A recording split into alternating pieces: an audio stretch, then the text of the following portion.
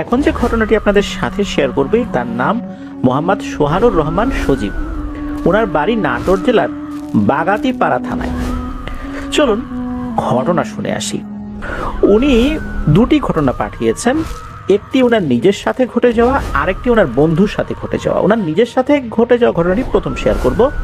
ওনার নিজের সাথে ঘটে যাওয়া ঘটনাটি ঘটেছিল 2013 সালে, এখন থেকে প্রায় 12 বছর আগে, কুরবানি ঈদের দিনে।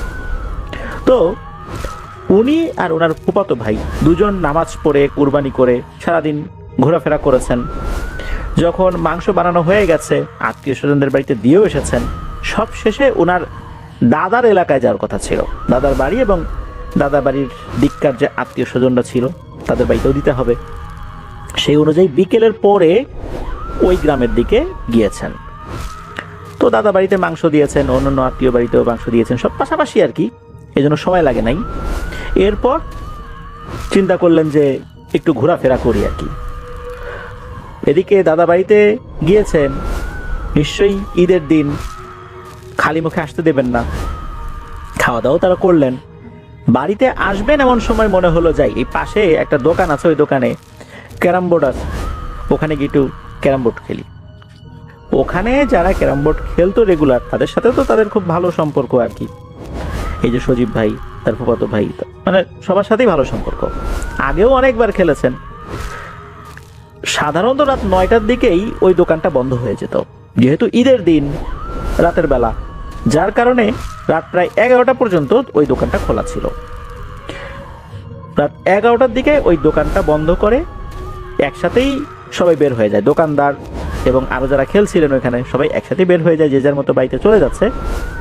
এদিকে এই সজীব ভাই আর ওনার ফুফাতো ভাইও ওনাদের বাসার দিকে রওনা দিয়েছেন। মোটামুটি 20 মিনিটের মতো লাগবে বাড়িতে হেঁটে আসতে। এখন ওনারা চিন্তা করলেন যে 20 মিনিট, এমনিতে অনেক রাত হয়ে গেছে, এই মাঠের ভিতর দিয়ে হেঁটে যাই, আইল দিয়ে হেঁটে যাই, শর্টকাট হবে, 10-12 মিনিটে পৌঁছে যাব। তো দুজন মিলে ওই জমির ভিতর দিয়ে হাঁটা শুরু করেছেন। জমিটা মোটামুটি বেশ ভালোই বড় ছিল। এর এক সাইডে বড় বড় কয়েকটা আম গাছ ছিল, আম গাছ বলতে আম বাগান আর কি, ছোট একটা বাগান, তার মধ্যে বড় বড় কয়েকটা আম গাছ, আর পাশাপাশি আবার দুটো বাগান। এই দুটো বাগানের মাঝামাঝি একটা বিশাল বড় আকৃতির একটা জাম গাছ ছিল, যেটা এখনো আছে। তো এই বাগান দুটো এলাকায় মেম্বারের বাগান নামে পরিচিত। ওই জাম গাছকে ঘিরে মোটামুটি কিছু ঘটনা শোনা যায় মাঝে মাঝে। তো ওই সময় ওনারা এত কিছু চিন্তা করে নাই, দুইজন মানুষ একসাথে আছে, ভয় কিসের। আর রাত তো 2-3টা বাজে না, রাত 11টাই না হয় বাজে। ওনারা প্রথম যে বাগানটা, মানে ওই আম গাছের যে বাগানটা, যেখানে বড় বড় কয়েকটা আম গাছ রয়েছে, ওইটা ক্রস করে দ্বিতীয় বাগানটাতে ঢুকবেন, যেটা শুরুতে একটা বড় জাম গাছ রয়েছে। ওই সময় ওনারা হঠাৎ করে একটা জিনিস দেখতে পেলেন। সেটা হচ্ছে, মনে হচ্ছে যে ওই জাম গাছের মাথায় কিছু একটা আছে, নিচে কিছু একটা আলোর ঝলকানি দেখতে পেলেন। আলোর ঝলকানি বলতে ওই উপরে যদি আলো থাকে, নিচে এক ধরনের একটা আলোক ছটা ঘুরতে থাকে, ওই অর্থে আর কি আলোর ঝলকানি দেখতে পান। তখন উপর দিকে তাকিয়ে দেখেন ওই জাম গাছের মাথার উপরে দুটো বড় আলোর গোল্লা বৃত্তাকারে পাক খাচ্ছে। ওটারই আলোর ঝলকানি মনে হচ্ছে নিচে চলে এসেছে। সেই সাথে হঠাৎ করে ওখানে বেশ ঝড়ো বাতাসও শুরু হয়ে গেল। আর ওনারা যে আইল ধরে হেঁটে এসেছিলেন, ওই আইলের দুই পাশে কিন্তু মাত্র ধান লাগানো হয়েছে, সেখানে পানি দেওয়া হয়েছে, এমন একটা অবস্থা ছিল। মানে আইলের বাইরে মাঠের ভেতর দিয়ে যে হেঁটে আসবেন, ধানি জমির ভিতর দিয়ে, এগুলো আসলে ওই সময় পসিবল ছিল না। ওই আইল দিয়েই হেঁটে আসতে হবে, আবার যদি যেতে হয় ওই আইল দিয়েই যেতে হবে। শুধু মাঝখানে এই বাগানের মতো জায়গাটা, এটা হচ্ছে প্রশস্ত। যখন ওনারা এটা দেখলেন, দেখার পর আহামরি ওনারা কোনো ভয় পান নাই, কেননা গ্রামে এর আগেও রাতের বেলা এই ধরনের আলোর গোল্লা চক্রাকারে ঘুরতে দেখেছেন, এক জায়গা থেকে আরেক জায়গা ছুটে যেতে দেখেছেন। এই কারণে এই বিষয়গুলো আসলে ওনাদের মধ্যে ভয়ের উদ্রেক করে নাই। ওনারা স্বাভাবিকভাবেই ওই গাছটা ক্রস করে আবার আইলের কাছে চলে যান, মানে বাগানের ওই পাশে যে আইলটা আছে সেখানে চলে যান। ওনারা আবার ঘুরে তাকিয়ে ওই আলোর গোল্লা দেখছিলেনও। এক সময় একে অন্যকে মজা করে বলছেন যে এই দেখ দেখ আলো এখনই এসে তোকে ধরবে, এখনই ধরলো, মানে একজন এরকম মজা করতে করতে সজীব ভাই কি করেছেন, উনি পা ফসকে ওই আইলের পাশ থেকে পাশে যে কর্দমাক্ত ধানি জমি সেখানে পড়ে গিয়েছেন, একদম কাদায় পানিতে মাখামাখি হয়ে গেছে। তখন ওনার ভাই হাত ধরে তাকে টেনে তুলেছে। এরপর ওনারা আবার হাসাহাসি করতে করতে সামনে আগানো যেই না শুরু করেছেন তখন ঘটে একটা ভয়ঙ্কর ঘটনা। ধপাস করে কোত্থেকে একটা কাঁচা গাছের ডাল এসে ওনাদের সামনে পড়ে। আইলের উপরে যদি এইভাবে হঠাৎ করে একটা কাঁচা ডাল এসে পড়ে কার না ভয় লাগবে। ওনারা বুঝতে পারলেন যে এই যে হাসি তামাশা করেছেন এটা উচিত হয় নাই।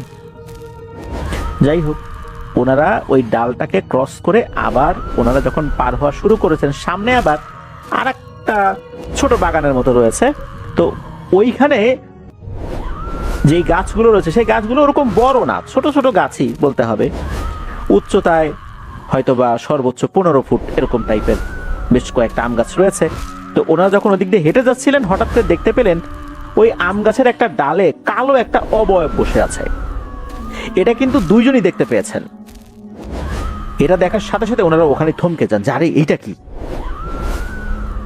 এরপর কি হয়, ওই যে কালো অবয়বটা দূর থেকেই হি হি করে হেসে ওঠে আর নাকি গলায় বলে, কিরে কেমন লাগলো কাদার মধ্যে নাকানি চুবানি খেতে? খুব তো হাসি তামাশা করলি, হ্যাঁ, এখন দেখ কেমন লাগে। এই বলে কি করেছে, ওই ডাল থেকে একটা লাফ দিয়েছে।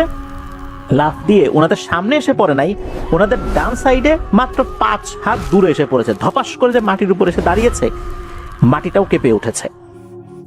ওই মুহূর্তে ওনারা দুজন তো আরো ভয় পেয়ে যান, এই বুঝি এসে ঘাড় মটকে দিল। তখন এনারা আর কোনো কিছু চিন্তা ভাবনা না করে সোজা বাড়ির দিকে দিয়েছেন দৌড় দিলেও ওই বাগান থেকে বের হয়ে আবার যখন আইলে উঠেছেন, এই আইলে তো আসলে পাশাপাশি দৌড়ানো যায় না, আইলের উপর দিয়ে সাবধানে হেঁটে যেতে হয়। ওই দৌড়ানোর সময় ওনারা বারবার পড়ে যাচ্ছিলেন কাদার মধ্যে, আবার উঠছিলেন আবার পড়ছেন। এইভাবে ওনারা বাড়িতে এসে পৌঁছেন, বাড়ির কাছাকাছি ওনারা চলে এসেছিলেন আর কি। তো বাড়ির যে মেইন গেট, এই গেটের সামনে এসে দুইজনই ধপাস করে গেটের উপরে পড়ছেন। প্রচন্ড জোরে শব্দ হয়, ওরা দুজন হাঁপাচ্ছেন। এদিকে সজীব ভাইয়ের বাবা এই শব্দ পেয়ে উনি তাড়াতাড়ি উঠে এসেছেন যে কি হলো। গেট খুলে দেখেন এই অবস্থা, দুইজন কাদা পানিতে একদম মাখামাখি, চেহারাই বোঝা যাচ্ছে না। তখন জিজ্ঞেস করে, এই কি হয়েছে তোদের? তখন সজীব ভাই খুলে বলেন যে এই যে বাগানে ভয় পেয়েছে তারা। ওনার বাবা তখন কি করলেন, যে ওনাদেরকে বললেন যে দ্রুত আমার সাথে চল, পুকুর ঘাটে চল, দুজনকে এখনই গোসল করতে হবে, কারণ তোরা ভয় পেয়েছিস। এই অবস্থায় ঘরে ঢুকলে ওই দুষ্টু জিনিসগুলো তোদের সাথে সাথে এই ঘরেও ঢুকে পড়বে, ওদেরকে এখান থেকে বিদায় দিতে হবে। এই বলে ওনাদের দুজনকে পুকুর ঘাটে নিয়ে গেলেন। উনি নিজে দাঁড়িয়ে থাকলেন ওখানে, যাতে কোনো ধরনের কোনো ভয় নতুন করে ওনারা না পান। এর মধ্যে ঘর থেকে ওনাদের জন্য পরিবারের অন্য সদস্যরা শুকনো কাপড় চোপড় নিয়ে আসলেন। এরপর দুজন গোসল করে তারপর ঘরে ঢোকেন। ঘরে ঢোকার পর এই সজীব ভাইয়ের আপন ফুপু, যিনি কোরআনে হাফেজা, উনি বাড়িতেই ছিলেন। উনি এই দুইজনকে দোয়া দুরুদ পড়ে রুকিয়া করে দেন। আল্লাহর রহমতে জ্বরও আসে নাই, কোনো সমস্যা হয় নাই। এই ঘটনা এখানেই শেষ। এরপর আসি পরের ঘটনায়। এই ঘটনাটি যার সাথে ঘটেছিল তার নাম হচ্ছে কাজল। সে পেশায় একজন ভ্যান চালক, আর এই কাজল এই সজীব ভাইয়েরই বন্ধু। ওনাদের যেই ঘর, এই ঘরের কয়েক ঘর পরেই হচ্ছে এই কাজল ভাইদের বাড়ি। মাঝে মাঝে একসাথে বসে ওনারা আড্ডা দেন সন্ধ্যার পরে, যখন এই কাজল ভাইয়ের কাজ টাজ থাকে না তখন বন্ধু বান্ধবের সাথে আড্ডা দেন। তো আড্ডা দিতে দিতে একটা ভয়ের ঘটনা উনি শেয়ার করেছিলেন, যেটা ওনার সাথে ঘটেছিল 2019 সালে। আর 19 সালে যখন এই ঘটনাটা ঘটে, রাত তখন আনুমানিক 1টা। ওই রাত্রে রাত 9:30টার দিকে উনি খাওয়া দাওয়া করে ঘুমানোর প্রস্তুতি নিচ্ছেন। যেহেতু ভ্যান চালান, ওনার ভ্যান কিন্তু তখন ব্যাটারি চালিত ছিল না, প্যাডেল দিয়ে চালাতে হতো, অনেক পরিশ্রমের কাজ কিন্তু এটা। উনি রাত 10টার মধ্যেই শুয়ে পড়েন, সকাল সকাল উঠে পড়েন। 9:30টার দিকে উনি শোয়ার প্রস্তুতি নিচ্ছেন, এমন সময় ওনার ফোনে একটা কল আসে। যেই নাম্বার থেকে কল আসে, এই নাম্বারটা ওনার ফোনে সেভ ছিল। উনি গ্রাম সম্পর্কে একজন চাচা হন, খলিল চাচা। খলিল চাচা ফোন করেছেন। খলিল চাচার ফোনটা রিসিভ করার পর খলিল চাচা বলে ওঠেন যে ওনার শাশুড়ি মারা গিয়েছেন, পরিবার নিয়ে এক্ষুনি শ্বশুরবাড়ি যেতে হবে। তো ওনার শ্বশুরবাড়ি ছিল হচ্ছে এই গ্রাম থেকে 11 কিলোমিটার দূরে অন্য আর একটা গ্রামে। এত রাত্রে গ্রামে গাড়ি ঘোড়া তো অ্যাভেলেবল না, তখন কি আর করা, কাজল ভাইকে যেতে হবে ভ্যান নিয়ে। ওনার প্যাডেল চালিত ভ্যান, যেতে তো একটু সময় লাগবে, 10-11 কিলোমিটার। তো কাজল ভাই মোটামুটি নিজেকে প্রস্তুত করে নিয়ে রাত 10টার দিকে এই খলিল চাচার বাড়ির উদ্দেশ্যে বেরিয়ে যান। খলিল চাচার বাড়ির সবাই মোটামুটি রেডি হয়েছিল, যারা যারা যাবেন ওই রাতের বেলা তারাও ভ্যানে উঠে বসেন। এরপর কাজল ভাই ভ্যান চালানো শুরু করেন। যেহেতু যাত্রী সংখ্যা ভ্যানে একটু বেশি ছিল, চালাতে কিছুটা তো কষ্ট হচ্ছিলই। ঘন্টা 2 লেগে যায় এই 11 কিলোমিটার পথ যেতে। তো যখন ওনারা পৌঁছেছেন রাত 12:30 মতো বাজে, এখন মরাবাড়ি সবাই কান্নাকাটি শুরু করেছেন। ওদিকে খলিল চাচা বলছেন যে কাজল তুই এখন চলে যাবি, এত রাতের বেলা আবার এতটা পথ, তুই থেকে যা এখানে, সকালবেলা যাস। কাজল ভাই খুব অস্বস্তি বোধ করছিলেন, কেননা যেহেতু এই বাড়িতে একজন মারা গেছে, সবাই কান্নাকাটি করছে, এখানে উনি বসে থাকবেন, সবাই আত্মীয় স্বজনরা আসছে এখানে, ওনার অস্বস্তি লাগাটাই স্বাভাবিক। তখন উনি বললেন যে আমি চলে যাই, প্রয়োজন হলে আমাকে কল দিয়ে, দরকার আমি আবার আসবো। তো এই বলে কাজল ভাই ভ্যান নিয়ে বের হয়ে গেলেন। তো যখন বের হয়েছেন তখন উনি ওনার যেই বদভ্যাস ছিল সিগারেট খাওয়া, সিগারেট ধরিয়েছেন, ভ্যান চালাচ্ছেন। আর ওনার তো বাটন ফোন ছিল ওই সময়, তো বাটন ফোনে মেমোরি কার্ড ছিল, ওই মেমোরি কার্ডে অনেকগুলো গান ডাউনলোড করা ছিল। তো উনি তো ওই গান বাজিয়ে চলা শুরু করেছেন। তো উনি যে রাস্তা দিয়ে আসবেন এই রাস্তার বিবরণটা একটু দেওয়ার দরকার। এই রাস্তাটা চলে গেছে নদীর পার ঘেরে, মানে ঘেঁষে আর কি। তো ওই নদীতে এক সাইডে শ্মশান ঘাটও রয়েছে। ওই পথ দিয়ে আরো এগিয়ে গেলে বেশ বড় বড় কয়েকটা বাগান রয়েছে। নাটোরের বিভিন্ন উপজেলাগুলোতে কিন্তু প্রচুর আম বাগান রয়েছে, আম বাগান, লিচু বাগান, এগুলো কিন্তু ওই এলাকায় প্রচুর দেখা যায়, একটু দূর দূরেই এগুলো দেখা যায় আর কি। তো ওই পথে বেশ কয়েকটা আম বাগানের পর রাস্তার পাশে কবরস্থান রয়েছে, তারপর ফাঁকা নিরিবিলি রাস্তা। উনি সিগারেট খাচ্ছিলেন, গানের সাথে সাথে নিজেও তাল মিলাচ্ছিলেন, নিজেও চিৎকার করে গান গাচ্ছিলেন, যাতে ওনার মনের মধ্যে ভয় ডর না আসে। হঠাৎ করে উনি দেখতে পেলেন 7-8টা কুকুর কোত্থেকে যেন চলে এসেছে রাস্তার উপরে। কুকুরগুলো দৌড়াদৌড়ি করছে, তবে কুকুরগুলো দেখতে স্বাভাবিকই ছিল, স্বাভাবিক যে কুকুরগুলো রাস্তাঘাটে দেখা যায় ওরকমই ছিল। এখানে প্যারানরমাল কোনো কিছু ভাবনা করার আসলে সুযোগ নাই। তো উনি দেখলেন যে এই কুকুরগুলো যেভাবে আসলো ওভাবে দৌড়ে কোথায় যেন হারিয়ে গেল, মনে হলো ওই যে শ্মশানের ওই দিকটাতে চলে গেল। এরপরে কেন যেন একটা অজানা ভয় ওনার মনের মধ্যে চেপে বসে, শরীরটা মনে হলো ভারী হয়ে গেল। আর একটা সিগারেট ধরিয়েছেন, ভ্যানের গতিটা আর একটু বাড়িয়ে দিয়েছেন। তখন মনে হলো শ্মশানের ভেতরে যে গাছগুলো ছিল, ওই নদীর পাড়েই আর কি যে গাছগুলো ছিল, যেটা শ্মশানের মধ্যেই পড়ে যায়, ওই গাছ থেকে অনেকগুলো পাখি একসাথে ডেকে উঠল। এরপর ওই দিক থেকে কাক ডেকে উঠল। এত রাত্রে কিন্তু কাক সচরাচর ডাকে না, তখন ওর মনের মধ্যে খটকা লাগলো। আর এরপরই হঠাৎ করে ভ্যানের সামনে বিশাল আকৃতির দুটো কুকুর চলে আসছে। এদের দেহটা ছিল বিশাল আকৃতির, মানে একটা বড় ষাঁড় গরু যত বড় হয় ওই রকম সাইজের দুটো কুকুর। ভ্যানে কিন্তু আলো জ্বলছিল না। উনি ওই পথটা খুব ভালোভাবেই চেনেন, মোবাইলে ওনার লাইট ছিল, মোবাইলের সামনের দিকে ফ্ল্যাশ লাইটটা থাকে না, ওই বাটন ফোনেরও কিন্তু বেশ কিছু ফিচারগুলোতে এই জিনিসগুলো ছিল আর কি। তো ওনার বাটন ফোনে ওরকম লাইট ছিল, তবে ওই সময় লাইটটা বন্ধ ছিল আর কি। মাঝে মাঝে উনি জ্বালাচ্ছিলেন কোনো সমস্যা হলে আর কি, এমনিতে জ্বালাচ্ছিলেন না। ওই মোবাইলের চার্জ খুব একটা বেশি ছিল না, কারণ রাতের বেলা হঠাৎ করে ওনার ফোন আসছে, উনি চলে আসছেন, সারা রাত চার্জ দেওয়ার সুযোগ উনি পান নাই, যার কারণে মোবাইলের যে ফ্ল্যাশ লাইটটা এটা উনি দরকার ছাড়া জ্বালাচ্ছিলেন না। তো ওই সময় কিন্তু বন্ধই ছিল ফ্ল্যাশ লাইটটা। হঠাৎ করে কুকুর দুটো যখন সামনে চলে এসেছে, কোনো আলো ওই কুকুরগুলোর চোখের উপর পড়া ছাড়াই ওই কুকুরগুলোর চোখ জল জল করছিল, লাল টকটকে জল জল করছে একদম। আর এরা এসে ভ্যানের সামনে এসে দাঁড়ায়, তবে ভ্যানের গতিরোধ যে করে রেখেছে বিষয়টা এরকম না, সামনে এসে দাঁড়ানোর পর আবার একপাশে সরে যায়। এরপর কি করে, এই কুকুর দুটো একটা ডান পাশে আসে আর একটা বাম পাশে যায়, কিছুক্ষণ এভাবে ভ্যানের সাথে চলে, হালকা দৌড়ায়, আবার যেটা বাম পাশে ছিল সেটা ডান পাশে আসে, আবার যেটা ডান পাশে ছিল সেটা ভ্যানের সামনে দিয়ে ক্রস করে আবার বাম পাশে চলে যায়। এভাবে এরা একে অন্যের অবস্থান পরিবর্তন করে। তখন এই কাজল ভাই চিন্তা করছেন যে আল্লাহ রে, কেন যেন চলে আসলাম, এর থেকে ওই খলিল চাচার কথা শুনলেই ভালো হতো, ওই বাড়িতে না হয় সারা রাত বসে থাকতাম। এর মধ্যে কি হয়, ওই ভ্যানটা মনে হচ্ছে অনেক ভারী হয়ে গেছে, ভ্যান চালানোটাই কষ্ট হয়ে যাচ্ছে। যেমনটা ছিল ওই ফেরাস, মানে যখন ওই খলিল চাচা শ্বশুর বাড়িতে যাবে তখন ভ্যানে অনেকগুলো যাত্রী ছিল, মনে হচ্ছে হঠাৎ করে এই পরিমাণ যাত্রী উঠে বসেছে, ফেরার সময় ভ্যানটা ঠিক আগের মতো প্রথমবারের মতো ভারী হয়ে গেছে। ভ্যানের উপর যে কেউ একজন আছে এটা খুব ভালো করেই এই কাজল ভাই ফিল করছেন। উনি তো জোরে জোরে দোয়া দুরুদ পড়া শুরু করেছেন, এবার গান গাওয়া বাদ দিয়ে। এখন এর মধ্যে উনি দেখেন আর একটা জিনিস, সামনে একটা বাগান, ওই বাগানের ভেতরে মনে হচ্ছে একটা আলো জ্বলছে।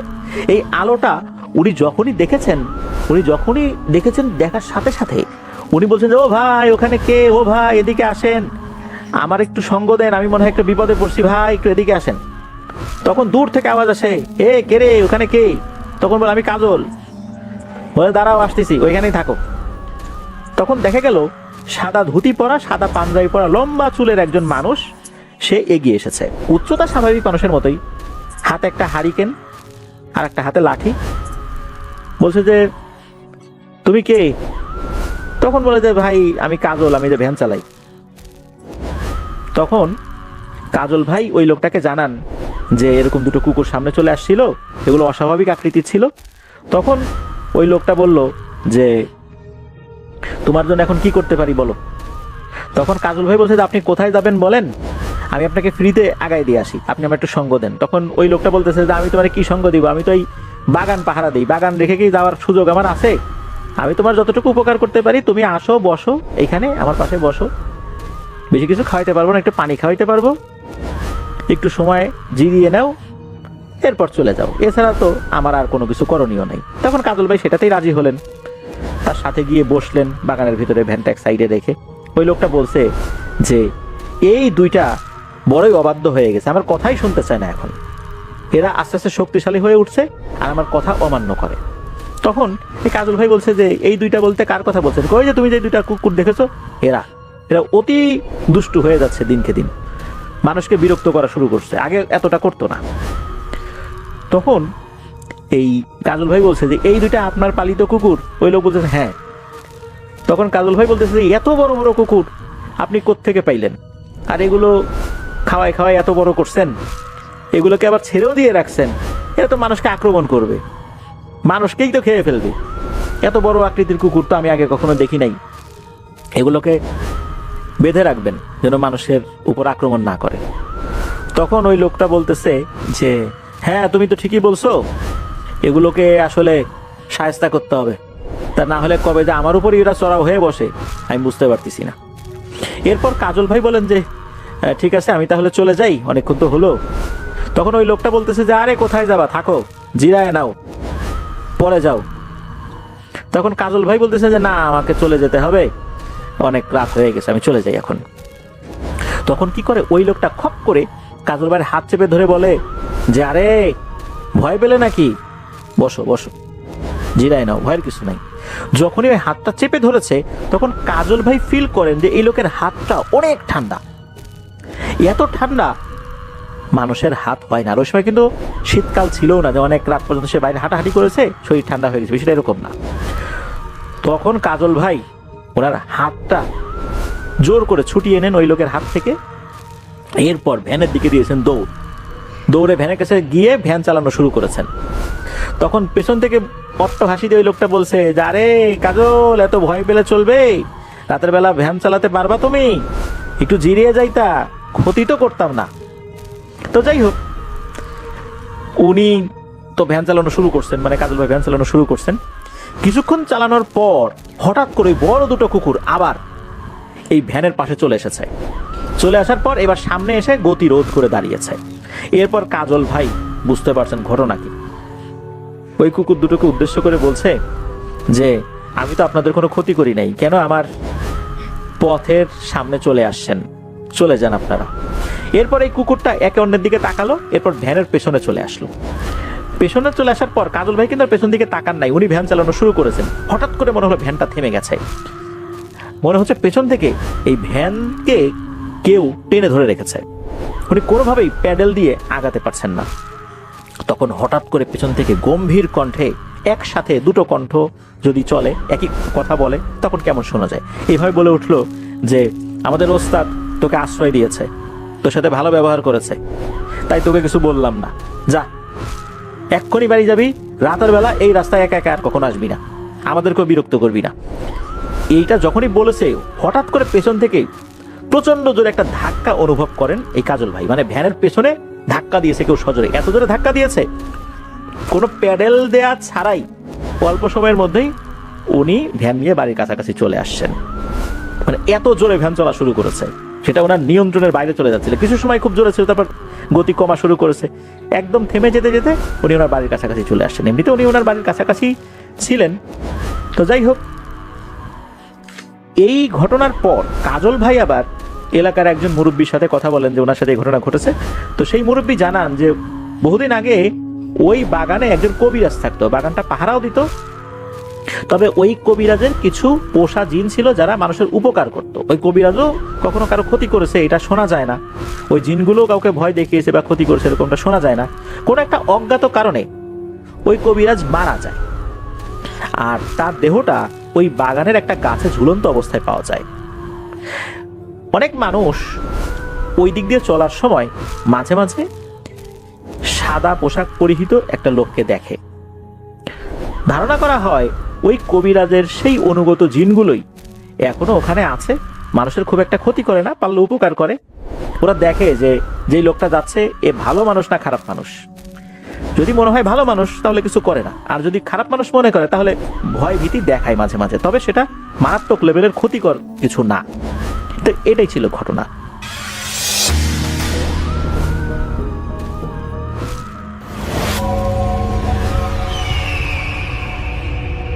যে ঘটনাটি আমাদের কাছে শেয়ার করেছেন Prabal Chowdhury, North Carolina, United States থেকে। প্রবাল আমাদের কাছে অতীতেও কিন্তু বেশ কিছু ঘটনা শেয়ার করেছেন এবং তার ঘটনাগুলো বরাবরই বেশ ভালো হয়। তিনি বেশ খুঁজে পেতে খুব ভালো ঘটনাগুলো কালেক্ট করে নিয়ে আসেন। তো তিনি এবারও আরেকটি ঘটনা কালেক্ট করেছেন আমাদের জন্য, যেটি তিনি তার এক সিনিয়র ফ্রেন্ড ম্যালকম অ্যান্ডারসনের কাছ থেকে কালেক্ট করেছেন। এবং ম্যালকমের নিজের সাথে ঘটা একটি ঘটনা, বেশ পুরনো যদিও। তো আমি সেই ঘটনায় চলে যাব, আমি শেয়ার করব। প্রবাল আমাকে রিকোয়েস্ট করেছেন যেন আমি আমার মতো করে ঘটনাটা শেয়ার করি আপনাদের কাছে। তো আমি চলে যাচ্ছি প্রবালের পাঠানো ঘটনায়। বেশ আগের কথা, 80-র দশক। ম্যালকম তখন তিনি বাস করেন কানেকটিকাটে এবং তখন তিনি একটা ডেইরি প্রতিষ্ঠানের সাথে যুক্ত ছিলেন, যেখানে তিনি সাপ্লায়ার ছিলেন। তিনি প্রোডাক্ট কালেক্ট করে যে কোনো একটা ডেইরি প্রতিষ্ঠান সেটার প্রোডাক্ট কালেক্ট করে তিনি সাপ্লাই করতেন বিভিন্ন জায়গায়। তো বেশ ইয়াং ছিলেন তিনি তখন, কেবল টিনেজ পার করেছেন এবং ফুল অফ এনার্জি। এবং তিনি তার বাসা থেকে তখন আলাদা হয়ে গেছেন, যেটা হয় তখন মানে ইয়াং এজটা পার হওয়ার পরই বাবা মার কাছ থেকে আলাদা হয়ে যায় ছেলেমেয়েরা বিদেশে। তো ম্যালকমও তাই করেছিলেন, তিনি বাইরে চলে গিয়েছিলেন বাসা থেকে এবং তিনি যেতেন বাবা মাকে ভিজিট করতেন মাঝে মাঝে, এরকমভাবেই তার কাটতো জীবন। তো একদিন ম্যালকম সন্ধ্যার পরে বাসায় আসছে কাজের থেকে। তো সে সাধারণত খুব আর্লি চলে যেত সকালবেলা কাজে, আস্তে আস্তে সন্ধ্যা হয়ে যেত, বেশ হার্ড ওয়ার্ক, বেশ ক্লান্ত হয়ে যেতেন। তো বাসায় এসে ওই দিন তিনি ফ্রেশ হয়ে জাস্ট কিছু খাবার নিয়ে বসছেন। তো এই সময় তার ফোন বাজলো। ফোন ধরার পর দেখতেছে তার বাবা বলতেছে যে তোমার মা হঠাৎ অসুস্থ হয়ে গেছে, তাকে নিয়ে আমি এমার্জেন্সিতে চলে আসছি, তুমি আসো তাড়াতাড়ি। তো তিনি ম্যালকম চিন্তা করলেন, জিজ্ঞেস করলেন কোন হাসপাতাল, সব কিছু শুনে দ্রুত সব কিছু তিনি রেখে মোটামুটি একটু প্যাক করে চলে গেলেন। গাড়ি নিয়ে বের হয়েছেন। যে হাসপাতালের কথা বলছে তার বাবা, সেটা তাদের যে বাড়ি সেটা কিন্তু একটু বাইরে ছিল, শহর থেকে একটু বাইরে ছিল তাদের বাসা। বেশ খানিকক্ষণ সময় লাগে সেখানে যেতেই। তো সেইখান থেকে আবার বেশ খানিকটা দূরে সে হসপিটাল। তো ম্যালকম ড্রাইভ করে বেশ একটা সময় নিয়ে পৌঁছাইলো সেখানে। তো তখন শীতের সময়, ঠান্ডা পড়ছে, গাছপালা পাতা ঝরে গেছে, অন্যরকম অবস্থা। তো পৌঁছায় সে গাড়ি থেকে নামলো। গাড়িটা পার্ক করার সময় খেয়াল রাখতে হয় যে এখানে যদি হঠাৎ করে এরকম একটা সিজন যে স্নোফল হয়, আটকায় গেলে তো সমস্যা। তো গাড়ি পার্ক করে পার্কিং লটে গিয়ে দেখলো যে এই হাসপাতালটা অনেক পুরনো এবং অনেক হিস্ট্রিক হাসপাতাল, মানে অনেক অনেক পুরনো এটা। তো ম্যালকম এই হাসপাতাল সম্বন্ধে তেমন কিছু জানে না, বাট সে দেখলো আর কি হাসপাতালটা অনেক পুরানো। তো গিয়ে দেখলো বাবা আছে, বাবার সাথে কথা বললো যে কী হয়েছে। তো বললো যে ডাক্তার এখনও টেস্ট করতেছে তোমার মাকে, তারা মনে করতেছে যে তোমার আম্মা ছোটোখাটো কোনো স্টেপ করছে। তো ম্যালকমের কাছে বেশ খারাপ লাগলো, ছোটোখাটো স্ট্রোক হলেও তো খারাপ। তো সে তো বললো বাবাকে যে তুমি চিন্তা করো না, ইউ টেক ইট ইজি, আর তোমার এখানে বসে সময় নষ্ট করা লাগবে না, তুমি বাসায় চলে যাও, বাসায় রেস্ট নাও। কারণ তার বাবাও বেশ অসুস্থ ছিল, তার অনেক রকম শারীরিক প্রবলেম ছিল। তো বাবা বলতেছে না আমি যাবো না। তো ম্যালকম বলতেছে যে কোনো কথা বলো না, তুমি যাও, নাহলে আমি কিন্তু তোমার যাওয়ার ব্যবস্থা করতেছি। তো তার বাবা ড্রাইভ করতো আর কি। তো ম্যালকম তাকে একদম আশ্বস্ত করলো যে আমি এখানে আসি, কোনো রকম সমস্যা হলে আমি জানাবো, তুমি যাও। বলে বাবাকে গাড়ি পর্যন্ত এগিয়ে দিল, বাবা চলে গেল। ম্যালকম ওইখানে আসে, গিয়ে দেখলো যে মা মানে খুব অসুস্থ, মায়ের সাথে কথাবার্তা বললো, মাকে বললো যে আমি আসি, ডোন্ট ওয়ারি, আমি মানে থ্রু আউট দ্য টাইম, যতক্ষণ তুমি হাসপাতাল থাকবে আমি আসি সবসময়। তো বলে সে ওখানে যে ওয়েট করতেছে। তো মা শুয়ে আছে তার মতো, তার মার অবস্থা খুব অন্যরকম, ঠিকমতো কথা বলতে পারতেছে না। তো ম্যালকম ওখানে বসে থাকলো, বসে থেকে সময় কাটেলো। তো এর মাঝে তার তো আর কিছু করার নাই, সে হাসপাতালটা দেখতেছে। ও দেখতেছে বেশ পুরনো হসপিটাল, এবং সে এটা দেখলো যে বেশ অনেক আগে এটা তৈরি হয়েছিল হাসপাতালটা। তো হেঁটে হেঁটে দেখার চিন্তা করলো, বাইরে আসলো, হেঁটে নিচতলাটা দেখলো যে এইটার মূল যেখানে তারা আছে সেই বিল্ডিংটা হচ্ছে এমন একটা জায়গায়, তার আশেপাশে বেশ ফাঁকা, সুন্দর করে লন করা, এবং পাশে এই শেষ প্রান্ত দিয়ে গাছপালা চলে গেছে অনেক দূরে, এবং পেঁচায় ওইখান থেকে ছোট রাস্তা নেমে গেছে। এবং এটা কিন্তু হাসপাতালটা উঠছিল একটু পাহাড়ের উপরে, বেশ খানিকটা এরকম ঘুরে ঘুরে আসছে, একটু উঁচু জায়গায় আর কি। আর সে যেখানটা দাঁড়ায় আছে সেখান থেকে সামনে গিয়ে ডান দিক দিয়ে মূল রাস্তাটা চলে গেছে, ওইটা আবার এঁকে বেঁকে চলে গেছে সামনে গিয়ে দেখতেছে যে কতগুলা ল্যাম্পপোস্টের আলো একটু পড়ছে, তারপরে বাঘটার দেখা যাচ্ছে না, গাছগাছালি। এবং সে বুঝলো যে সামনে এরকম পাহাড়ের উপর আরও কিছু ঘর বাড়ি আছে। তো ম্যালকম চিন্তা করতেছিল যে এরকম উইল্ডারনেসের মধ্যে যারা থাকে তাদের কাছে কেমন লাগে, হ্যাঁ, মানে বিশেষ করে শীতের সময় এরকম যখন বরফ টরফ পড়বে তখন কেমন লাগবে। কারণ সে কাইন্ড অফ সিটিতে থাকে, তার ওই ধারণার চিন্তা করতেছে যে এইখানে বসে থেকে সে অনেকক্ষণ চিন্তা করলো। তো ভাবলো যে এটা আরেক রকম ফিলিংস, হ্যাঁ, মানে জিনিসটা অন্যরকম। দেখলো চিন্তা করতে করতে সে আবার চলে আসলো হাসপাতালে, এবং এসে সেই যে তার ওয়েটিং এরিয়া সেখানে সে বসে দেখতেছে এইখানেও মানুষ নাই, দু একজন মানুষ বসে আছে, তারা হয়তো শর্টলি মুভ করবে এখান থেকে, মেবি তারা ওই রুমে যাবে বা অন্য কোথাও। তো সে একটা মানে ওই চেয়ারগুলো কাইন্ড অফ কমফোর্টেবল ছিল, তো একটা চেয়ারের মধ্যে সে বসলো, ফোম টোম দেয়া। তো সেখানে সে বসে মাথাটা পেছন দিকে দিয়ে, অনেক টায়ার্ড ছিল, তো তার মাথার মধ্যে একটা ক্যাপ ছিল, ক্যাপটা দিয়ে তার চোখ ঢেকে সে শুয়ে থাকলো। চিন্তা করলো যে একটু রেস্ট নেই, কারণ আমাকে তো অনেকক্ষণ থাকতে হবে, কতক্ষণ থাকতে হবে জানি না, না থাকলেও কিছু নাই, ওখানে হাসপাতাল স্বয়ংসম্পূর্ণ, কোনো প্রবলেম হয় না, বাট অ্যাটলিস্ট নিজের মানুষ, তার মা উপরে, এবং সে তার মাকে অনেক ভালোবাসে। তো শুয়ে আছে অনেকক্ষণ ম্যালকম, কোন সময় যে সে ঘুমায় গেছে বলতে পারে না। তো ম্যালকমের মানে ডিপ ঘুম চলে আসছিল, কারণ সারাদিন পরিশ্রম করছে, খুব টায়ার্ড। তো যখন ঘুম ভাঙছে সে খেয়াল করতেছে সে যেখানে বসেছিল ওখানকার বাতিটা বন্ধ। সে মানে খুব চোখটা মানে এরকম তাকাতে চোখ ভারী হয়ে গেছে, আঠা লাগতেছে চোখটা। তা ক্যাপটা সরাইলো মুখের উপর থেকে, এই ক্যাপটা পরেছিল সে লাইটের জন্যই। তো ক্যাপটা সরানোর পর দেখতেছে সে যেখানে বসেছিল জায়গাটা অন্ধকার, আর সামনের দিকে লাইট জ্বলতেছে, একটা মাঝখানের লাইট সিলিং থেকে, সেটার আলোটা কাইন্ড অফ অ্যাম্বিয়েন্ট ভাবে পড়ছে দুই পাশে কিছু বসার জায়গা, ওখানে কোনো মানুষ নাই। আর কেমন একটা কেমিক্যালের স্মেল আছে আশেপাশে, অনেকটা অ্যান্টিসেপটিক কেমিক্যাল যেরকম থাকে সেরকম একটা স্মেল চারিপাশে। তো সে দূরে তাকাইলো, তার হাসপাতালের কম্পাউন্ডটা অনেক বড়, সে দূরে তাকাইলো এখান থেকে, যেহেতু ফ্রন্ট ডেস্কটাও দেখতেছে খালি, মানে কোনো মানুষজন নাই। এবং সামনে ফ্রন্ট ডেস্কেও সিলিং থেকে আলো পড়ছে, সিলিংয়ের আলোটা হালকাভাবে ওই ডেস্কের মধ্যে পড়ছে, কেউ নাই। এবং সেই তাদের গ্লাস উইন্ডো যেটা ওইটা ওখানে আছে, এবং বাইরে দেখা যাচ্ছে অন্ধকার। কেমন জানি পরিবেশটা মনে হচ্ছে যে এত বড় একটা কম্পাউন্ড, একটা মানুষও নাই। তো ম্যালকমের কাছে একটু অস্বস্তি লাগলো যে এরকম একলা জায়গায় এরকম বসে আছি, কেমন জানি। তো সে উঠলো, এবং অপরিচিত তো উঠে আস্তে আস্তে হাঁটতে হাঁটতে এই অন্ধকার, সেই জায়গাটা কিন্তু অন্ধকার ছিল, সে যেখানে শুয়েছিল। হেঁটে হেঁটে গেল সামনে, ডেস্কের সামনে দেখলো কেউ নাই। সে গেটের কাছে গেল, গেটটা ঠেলা দিয়ে খুলে বেরোলো সামনে। তো বের হয়ে দেখতেছে যে বাতাস, বেশ ঠান্ডা বাতাস গায়ে লাগতেছে, মানে ঠান্ডা বেড়ে গেছে অনেক। তার গায়ে কিন্তু জ্যাকেট পরা, পাফার জ্যাকেট পরা, তারপরও মানে বেশ ঠান্ডা লাগতেছে। তো এদিক ওদিক তাকালো, পার্কিং লটের দিকে তাকালো, দেখে আবার আকাশের দিকে তাকায়, মনে হচ্ছে যে স্নোফল হতে পারে, হ্যাঁ মানে আকাশের যেরকম কালার ধারণ করছে। তো যাই হোক, আবার ঢুকে আসলো হাসপাতালে, হিটিং সিস্টেম ভালোই কাজ করতেছে। তো সে চিন্তা করলো যে আমি উপরে উঠি, উপরে যাই, কিছু খেতে হবে, ভেন্ডিং মেশিন টিশিন আছে নাকি। তো হেঁটে এসে ওখানে সিঁড়ি দিয়ে, ওখানে সিঁড়ি ছিল আর ওই পাশে লিফট আছে। হাসপাতালটা টোটাল 3 তলা।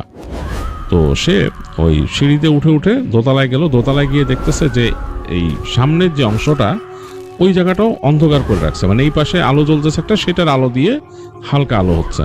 তো সে বুঝতে পারলো যে এটা হয়তো তারা এনার্জি সেভ করতেছে।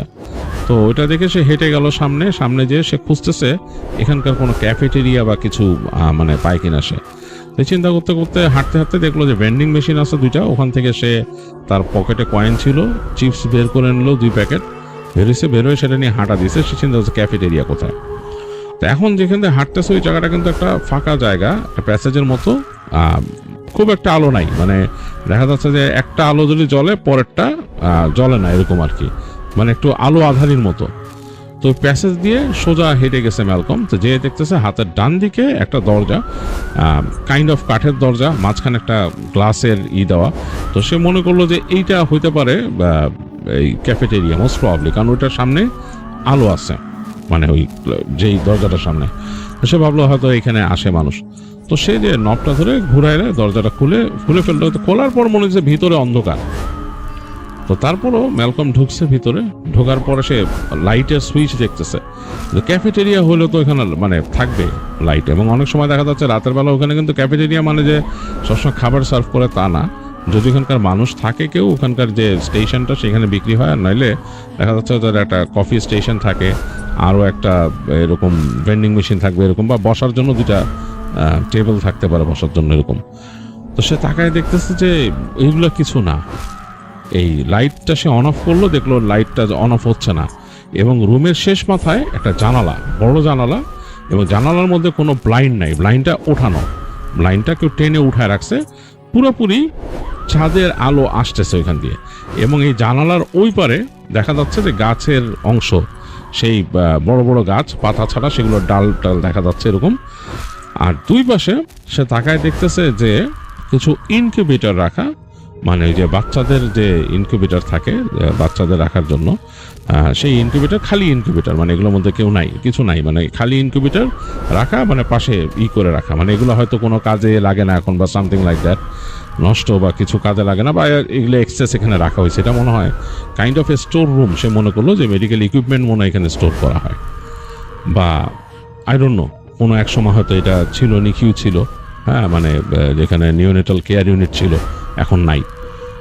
তো কিন্তু আলো নাই, কিন্তু ওই যে জানালার আলো যা ঢুকতেছে, ছাদের আলো, সেটা দিয়ে যতটুকু আলো হচ্ছে এখানে। তো সে মানে কয়েক সেকেন্ড দেখছে এরকম, দেখার পর সে চিন্তা করতেছে বের হয়ে যাবে। সে ঘুরে দরজার দিকে নবে হাত দিছে যে খুলে বের হয়ে যাবে। এই সময় সে পেছনে শুনলো ফিস ফিস করে কে কথা বলল, ফিস ফিস, মানে কোনো মেয়ে যদি ফিস ফিস করে কথা বলে যেরকম সেরকম। তো ম্যালকম হঠাৎ করছে কে ফিসফিস করে কথা বললো এখানে। সে ঘাড় ঘুরে তাকায় দেখছে জানলার কাছে একটা কালো কুচকুচে অবয়ব, হ্যাঁ, মানে দেখলে মনে হবে অনেকটা কালো চুলের যদি বল থাকে, বল তৈরি, মানে কালো চুল দিয়ে যদি একটা মানুষ তৈরি করা হয়, পুরো শরীরটা চুলের, মানে কালো এরকম ফোলা, এরকম একটা মানুষের মতো অবয়ব, এবং সেটার চোখের জায়গায় 2টা চোখ আছে, বুঝতেছে, চোখগুলো জ্বলতেছে। আর সামনের যে হাত, মানুষটার যে হাতের আঙুলগুলো চোকা চোকা লম্বা, এটা জানলার কাছে দাঁড়ানো। এইটা ফিসফিস করে কি জানি বলছে। তো ম্যালকমের সারা শরীরে রোম দাঁড়ায় গেছে, মানে তার মানে একদম ঘুসবাম্প হয়েছে, এবং মেরুদণ্ডে একটা ঠান্ডা স্রোত নেমে গেছে। এবং সে আবার শুনলো ফিসফিস করে তাকে বলতেছে, you are not welcome here. এটা যে এমনভাবে বলছে ফিসফিস করে, তার কাছে ভয় লেগে গেছে। মনে হচ্ছে যে ওইখান থেকে শব্দটা বলতেছে তার কানের পাইতে চলে যাচ্ছে, এবং ওই যে ফিগারটাকে সে দেখছে এই যে জানালার কাছে, এটাই তার কাছে প্রচণ্ড রকমের ভয় লাগছে। তো ম্যালকম দ্রুত ঘুরে সেই দরজাটা খোলার চেষ্টা করলো। দেখলো যে দরজার যে হ্যান্ডেলটা বরফের মতো ঠান্ডা, আর দরজাটার নবটা নামতেছে না নিচে, এটা মনে হচ্ছে কেউ লক করে দিচ্ছে এই পাশ থেকে। ম্যালকম ভয়ের চোটে মানে প্রচন্ড ভয় পেয়েছে, সে দ্রুত ঘুরে দরজার দিক পিঠ দিয়ে সে সামনে তাকাইলো, দেখলো তার খুব কাছেই সে অবয়বটা, তার খুব কাছেই, এবং কেমন একটা স্মেল, মানে ওইটার থেকে কেমন একটা স্মেল আসতেছে। ম্যালকমের কাঁধের মধ্যে ওইটা হাত রাখলো, ম্যালকম পুরা অনুভব করলো, মনে হলো তার কাঁধের একটা পাশ পোড়াই দিতেছে কেউ, মানে গরম কিছু দিয়ে তার কাঁধের মধ্যে টাচ করছে। তার হাত থেকে সে ওই যে তার হাতে চিপসের ব্যাগ ছিল ওগুলো পড়ে গেল ঠাপ ঠাপ করে। পড়ে যাওয়ার পর ম্যালকমের আর কিছু মনে নাই, মানে তার মাথা পুরো ভ্যাকেন্ট। তো ম্যালকমের যখন হুঁশ ফিরছে, ম্যালকম নিজেকে আবিষ্কার করলো সে একটা রুমের ভেতরে এবং একটা হসপিটাল বেডে সে শুয়ে আছে। তো সে তাড়াতাড়ি উঠে বসলো, উঠে বসে তাকাচ্ছে আশেপাশে। তো ইউজুয়াল হসপিটাল যেরকম হয় সেরকম লাগে নাই তার কাছে। তার কাছে দেখে মনে হলো যে এই যে বিছানাটা এসে শুয়ে আসছিল ওইটা বেশ মানে শক্তপোক্ত অন্যরকম বিছানা। তো সে উঠে দেখতেছে যে বিছানাটা মাটির সাথে যে ফ্লোর আছে সে ফ্লোরের সাথে নাট দিয়ে লাগানো, মানে শক্ত করে আটকানো। তো ম্যালকম চিন্তা করছে আমি বিছানায় কেমনে আসলাম, এবং দেখলো রুমের মধ্যে আলোটাও বেশ কম এবং রুমের চারপাশ খেয়াল করলো যে তার ওখানে যাওয়ার মতো কোনো জায়গা নাই, হ্যাঁ, মানে পুরা অন্যরকম। তো সে দেখতেছে যে ওই রুমের সামনে, মানে সেই যে রুমে আছে সামনে একটা কাচের এরকম উইন্ডোর মতো আছে। তো সে দেখতে পাচ্ছে না কিছু, মনে হইতেছে এটা আয়না। তো ম্যালকম তাড়াতাড়ি উঠে গিয়ে দরজা খোলার চেষ্টা করলো, দেখলো দরজাটা লক। তো ম্যালকম যে ওই যে আরেকটা দরজা পাইছে রুমে সেটা খুলে দেখে বাথরুম, এবং সেই বাথরুমের যেই মিরর, সেই মিররটা মিরর না, ওইটা ফিক্সড একটা স্টিলের মতো রিফ্লেকটিভ জিনিস, যেটা মানে খোলা যাবে না, কাঁচ নাই ওইখানে। তো ম্যালকম বোঝার চেষ্টা করতেছে সেইখানে কিভাবে আসে, এবং সে দেখলো সেটা গাউন পরা গায়ে। তো সে ওখানে বের হয়ে যায়, সে চিৎকার করা শুরু করলো, হ্যালো সামবাডি হেল্প মি বলে সে নক করা শুরু করলো দরজার মধ্যে। কোনো সাড়া শব্দ নাই। কতক্ষণ পর্যন্ত সেরকম ট্রাই করলো, বসে থাকলো, এবং সে একদম আপসেট হয়ে বসে থাকলো। অনেকক্ষণ পর দেখলো দুজন লোক আসছে, দরজা খুললো, বেশ মানে বলিষ্ঠ মানুষ দুজন। হসপিটালে তাকে এসে বলতেছে যে তোমার হুঁশ ফিরছে, তোমার কি অবস্থা, কি ঘটনা কি, বলে দুজন দরজা লাগাই দিছে। তো একজনের হাতে তার প্রেশার মাপার মেশিন এরকম নিয়ে আসছে। তো ম্যালকম বলছে আমি কোথায়, তো বলছে ওকে রিল্যাক্স, তুমি রিল্যাক্স করো, তুমি এখন এটা একটা ফ্যাসিলিটির মধ্যে আসো, তোমাকে এখানে আনা হয়েছে কারণ তোমার ইভ্যালুয়েশনের জন্য, তোমার মেন্টাল স্টেট ইভ্যালুয়েশনের জন্য। ম্যালকম বলতেছে আমি কি করছি, বলে তুমি কি করছো, তোমার কিছু মনে নাই, বলে না, বলে তারা প্রেশারটা নিয়ে নিই। তো তার ব্লাড প্রেশার দেখলো, তার মানে টেম্পারেচার এগুলো মনিটর করে লোকগুলা চলে যাবে। তো লোকটা তখন বলতেছে তোমার কি আসলে কিছু মনে নাই? ম্যালকম বলতেছে না আমার কিছুই মনে নেই, আমার যা মনে আছে যে আমি একটা হসপিটালে ছিলাম, আমার মাকে দেখতে গেছিলাম এবং সেইখানে আমি একটা রুমে আটকা পড়ছিলাম এবং একটা উদ্ভট জিনিস আমি দেখছি, এবং তারপর আমার আর কিছু মনে নাই। তো লোকটা বললো মানে যে লোকটা আসছে সেটা কৃষ্ণাঙ্গ একটা লোক, আর তার সাথে আরেকজন সাদা আছে। তো দুইজনে কথা বললো আস্তে আস্তে নিচু স্বরে, একটু দূরে যে। তারপর এই যে কৃষ্ণাঙ্গ লোকটা বললো যে লিসেন, তোমাকে আমি বলি কিছু কথা, এটা শোনো। তুমি খুব উইয়ার্ড একটা কাজ করছিলা, তুমি যে ওই হসপিটালে ছিলা সেইখানে তুমি নার্সকে মারতে গেছিলা। তো সে বলে মানে? ম্যালকম বলতেছে মানে আমি কিছু বুঝতেছি না। বলে ওইখানে তুমি হাসপাতালে ছিলা, as we got the report যে তুমি হাসপাতালে ছিলা তোমার মায়ের সাথে, and on that very night তুমি অন্য একটা ফ্লোরে ঘাপটি মেরেছিলা হাসপাতালের। সেখানে যখন নার্স আসছিল, ডিউটি নার্স, তুমি একটা ধারালো কেচি নিয়ে তার দিকে ছুটে আসছিলে তাকে আঘাত করতে, এবং তুমি বেশ বিভৎস রকম চিৎকার করতেছিলা। এবং তোমাকে তখন ওই নার্স যখন দৌড়ায় নার্সের পেছনে পেছনে, তখন তার চিৎকার শুনে সিকিউরিটির লোকরা দৌড় দিয়ে আসে, এসে তোমাকে আটকায় ফেলে। তুমি লাকিলি তাকে হার্ট করতে পারো নাই। তো তুমি হাসতেছিলে এবং বিভৎস রকমের চিৎকার করতেছিলা। তো তোমার মেন্টাল স্টেট নিয়ে সবাই সন্ধিয়ান ছিল যে তুমি নিশ্চয়ই মেন্টালি কোনো পেশেন্ট বা সমস্যা আছে তোমার। তো তোমাকে নিয়ে আসা হয় তখন ওখান থেকে, এবং তুমি যখন আমাদের এখানে আসো, এখানে আসার পরও কিন্তু তুমি উদ্ভট আচরণ করতেছিলা। তোমাকে কিন্তু বেঁধে রাখা হয়েছিল তোমাকে কন্ট্রোল করতে না পেরে, এবং তুমি অন্যরকম আচরণ করতেছিলা, অ্যাগ্রেসিভ করা। তো বলার পরে সে কৃষ্ণাঙ্গ লোকটা বলতেছে যে লিসেন মিস্টার ম্যালকম, তোমার সম্পর্কে পুলিশের কোনো রিপোর্ট এর আগের নাই, তুমি এরকম কোনো, তোমার এরকম রিপোর্ট নাই, তোমার কোনো মেন্টাল ইলনেসেরও কোনো রেকর্ড নাই আমাদের কাছে বা স্টেটের কাছে নাই, এরকম কোনো রেকর্ড নাই। বা তুমি কোথাও গেছিলা বা তোমার এরকম কোনো সমস্যা হয়েছিল বা তুমি আমাদের এইসব কারেকশন সেন্টারে আসছো, সেটার কোনো রিপোর্ট নেই। তো সুতরাং আমি তোমাকে এটা কেন বলতেছি জানো, কারণ যেই হাসপাতালে এই ইনসিডেন্টটা ঘটছে ওই হাসপাতাল সম্বন্ধে আমি কিছুটা জানি। সেই কৃষ্ণাঙ্গ বলতেছে যে আমি কিছুটা জানি যে ওই হাসপাতালে কিন্তু অনেক মানে প্যারানর্মাল কেসেস ঘটে। তো আমার কাছে এটা মনে হয়েছে এটা একটা প্যারানর্মাল কেসেস, এই কারণে কিন্তু তোমাকে আমি এরকম ডিটেলস শেয়ার করলাম। যাই হোক, তোমাকে যদি তোমার আরেকটা ভালো বুদ্ধি দেই, তুমি যদি এখান থেকে ছাড়া পেতে চাও, তুমি সেই ইকে বলবা যে তোমার যিনি তোমাকে ফার্স্টে যেদিন ইভ্যালুয়েট করছিল ডাক্তার, আনার পরে তোমার কিন্তু এর মাঝখানে 2 দিন চলে গেছে এবং এর মাঝখানে কিন্তু তুমি যতবারই উঠছো তোমার আচরণ অন্যরকম ছিল, এইবারই তোমাকে বেশ নর্মাল পাওয়া গেল। তো তুমি সেই ডাক্তার যিনি ইভ্যালুয়েট করবেন তাকে তুমি বলবা যে আমি ঠিক আছি, আমি কিছু একটা দেখে ভয় পাইছিলাম, অনেক প্যানিকড হয়ে গেছিলাম, এই কারণে এরকম হয়েছে, এরকম শান্ত হয় না, অ্যান্ড আই ডোন্ট নো কেন হয়েছে। তো ডাক্তার হয়তো তোমাকে যে চেক করবে, কিছু কিছু মেডিকেল চেক করতে পারে, কিছু ওষুধ দিতে পারে, but eventually he'll let you go, যদি তুমি নর্মাল আচরণ করো। তো ম্যালকম তখন বুঝতে পারে যে সে একটা ভেজালে পড়ে গেছে। হ্যাঁ, সে বলে যে আমার প্যারেন্টের সাথে কি আমার দেখা করতে দিবেন, আমার মা অসুস্থ ছিল। বলে তোমার মা, সে ইজ ফাইন নাও, সমস্যা নাই, তাকে বাড়ি পাঠাই দিছে, সে বাসায় চলে গেছে অলরেডি, আর তোমার বাবা আসবে কালকে তোমার সাথে দেখা করতে। সো টেক কেয়ার এবং ঘুমাও, তোমাকে দেখতে চায় তারা, তো ঘুমাও, তোমাকে কিন্তু মনিটর করতেছে তারা। যাই হোক, ম্যালকম তাদের সাথে কথা বলে সে একটু ডিসাইড করে মাথায় এবং তাকে ঘুমাইতে দেয়। তো ম্যালকম ঘুমায়, ঘুমের মাঝে সে উল্টাপাল্টা স্বপ্ন দেখে এবং মানে ভয়ঙ্কর স্বপ্ন। সে স্বপ্নে দেখে যে তার বিছানার আশপাশ দিয়ে সেই যে সে কালো কুচকুচে চুলের মতো অনেকটা এরকম, এবং মানে সেটা চুল বা ধোঁয়া যেটাই বলে, গাঢ় অন্ধকার তার বিছানার আশপাশ দিয়ে ঘুরতেছে এবং সে কানের কাছে হাসি শোনে, তার কাছে কানের কাছে খ্যাক খ্যাক করে হাসে এবং তাকে নাকি এসে বলে they have come for your soul. তো ম্যালকম ভয় পায়, সে ঘুমের মধ্যে ভয় পায়, সে চিৎকার করে ওঠে। তো যাই হোক, তারপরে ম্যালকমের বাবার সাথে ম্যালকমের দেখা হয় পরদিন। ম্যালকমের বাবা তাকে বলে যে আমি লয়ারের সাথে কথা বলছি এবং তোমার সব রেকর্ড রেডি করছি, তোমার ওরকম কোনো চিন্তা নাই, কী হয়েছিল ব্যাপারটা আসলে তুমি মেডিকেলে যদি প্রুভেন, ডাক্তার তোমাকে করতে পারে যে তোমার সমস্যা নেই, ছেড়ে দিবে তোমাকে ছোটোখাটো কিছু টেস্ট করে।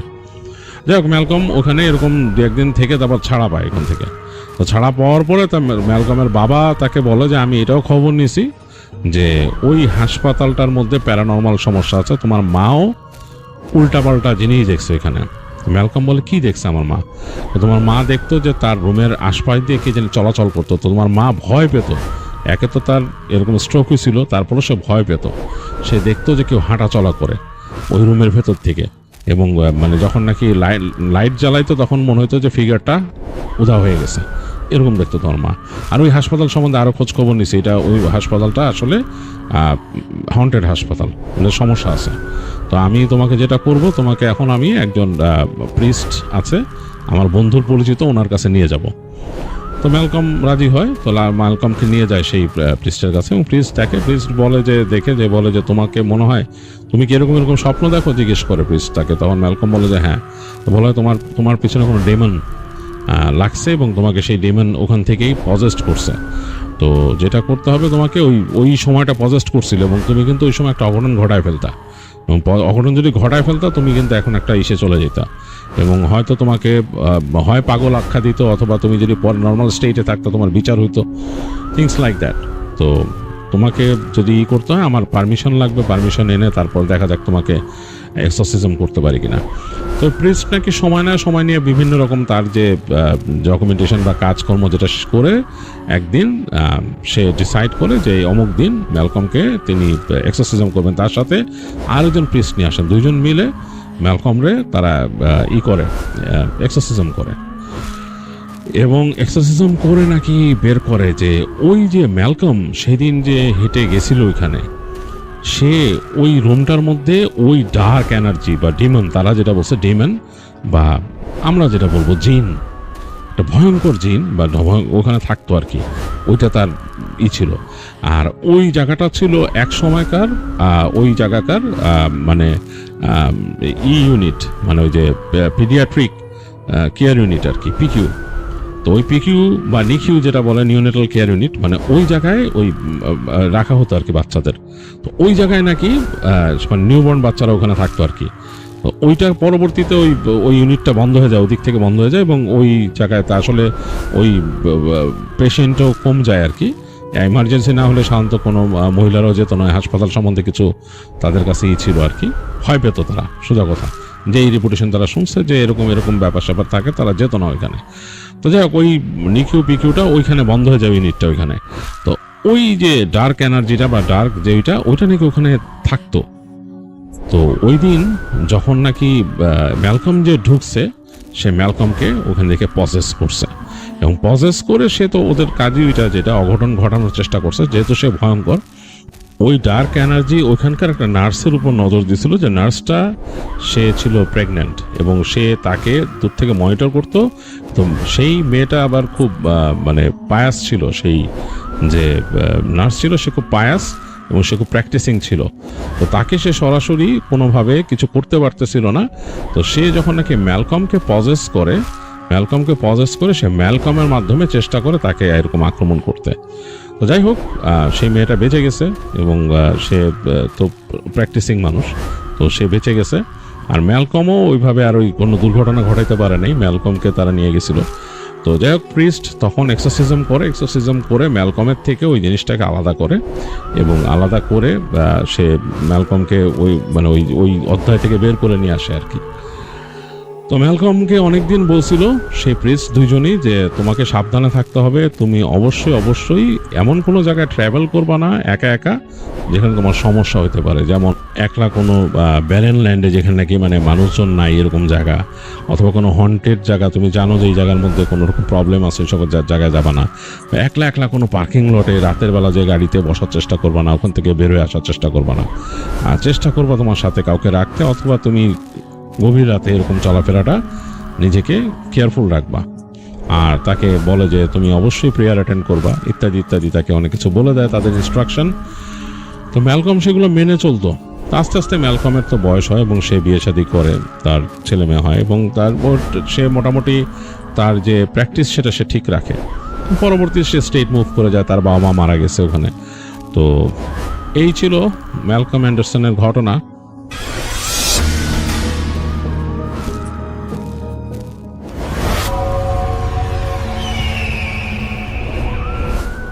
ধন্যবাদ রাসেল ভাই আমাকে ঘটনা বলার সুযোগ দেওয়ার জন্য। আমার নাম হচ্ছে রিপন, আমি এসেছি আদিত্যপুর লালমোহন থেকে।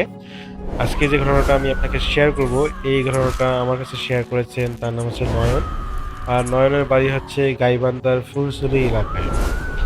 রাসেল ভাই, নয়ন ভাই যে ঘটনাটা আমাকে পাঠিয়েছেন, এই ঘটনাটা আজ থেকে 12 বছর আগের একটি ঘটনা।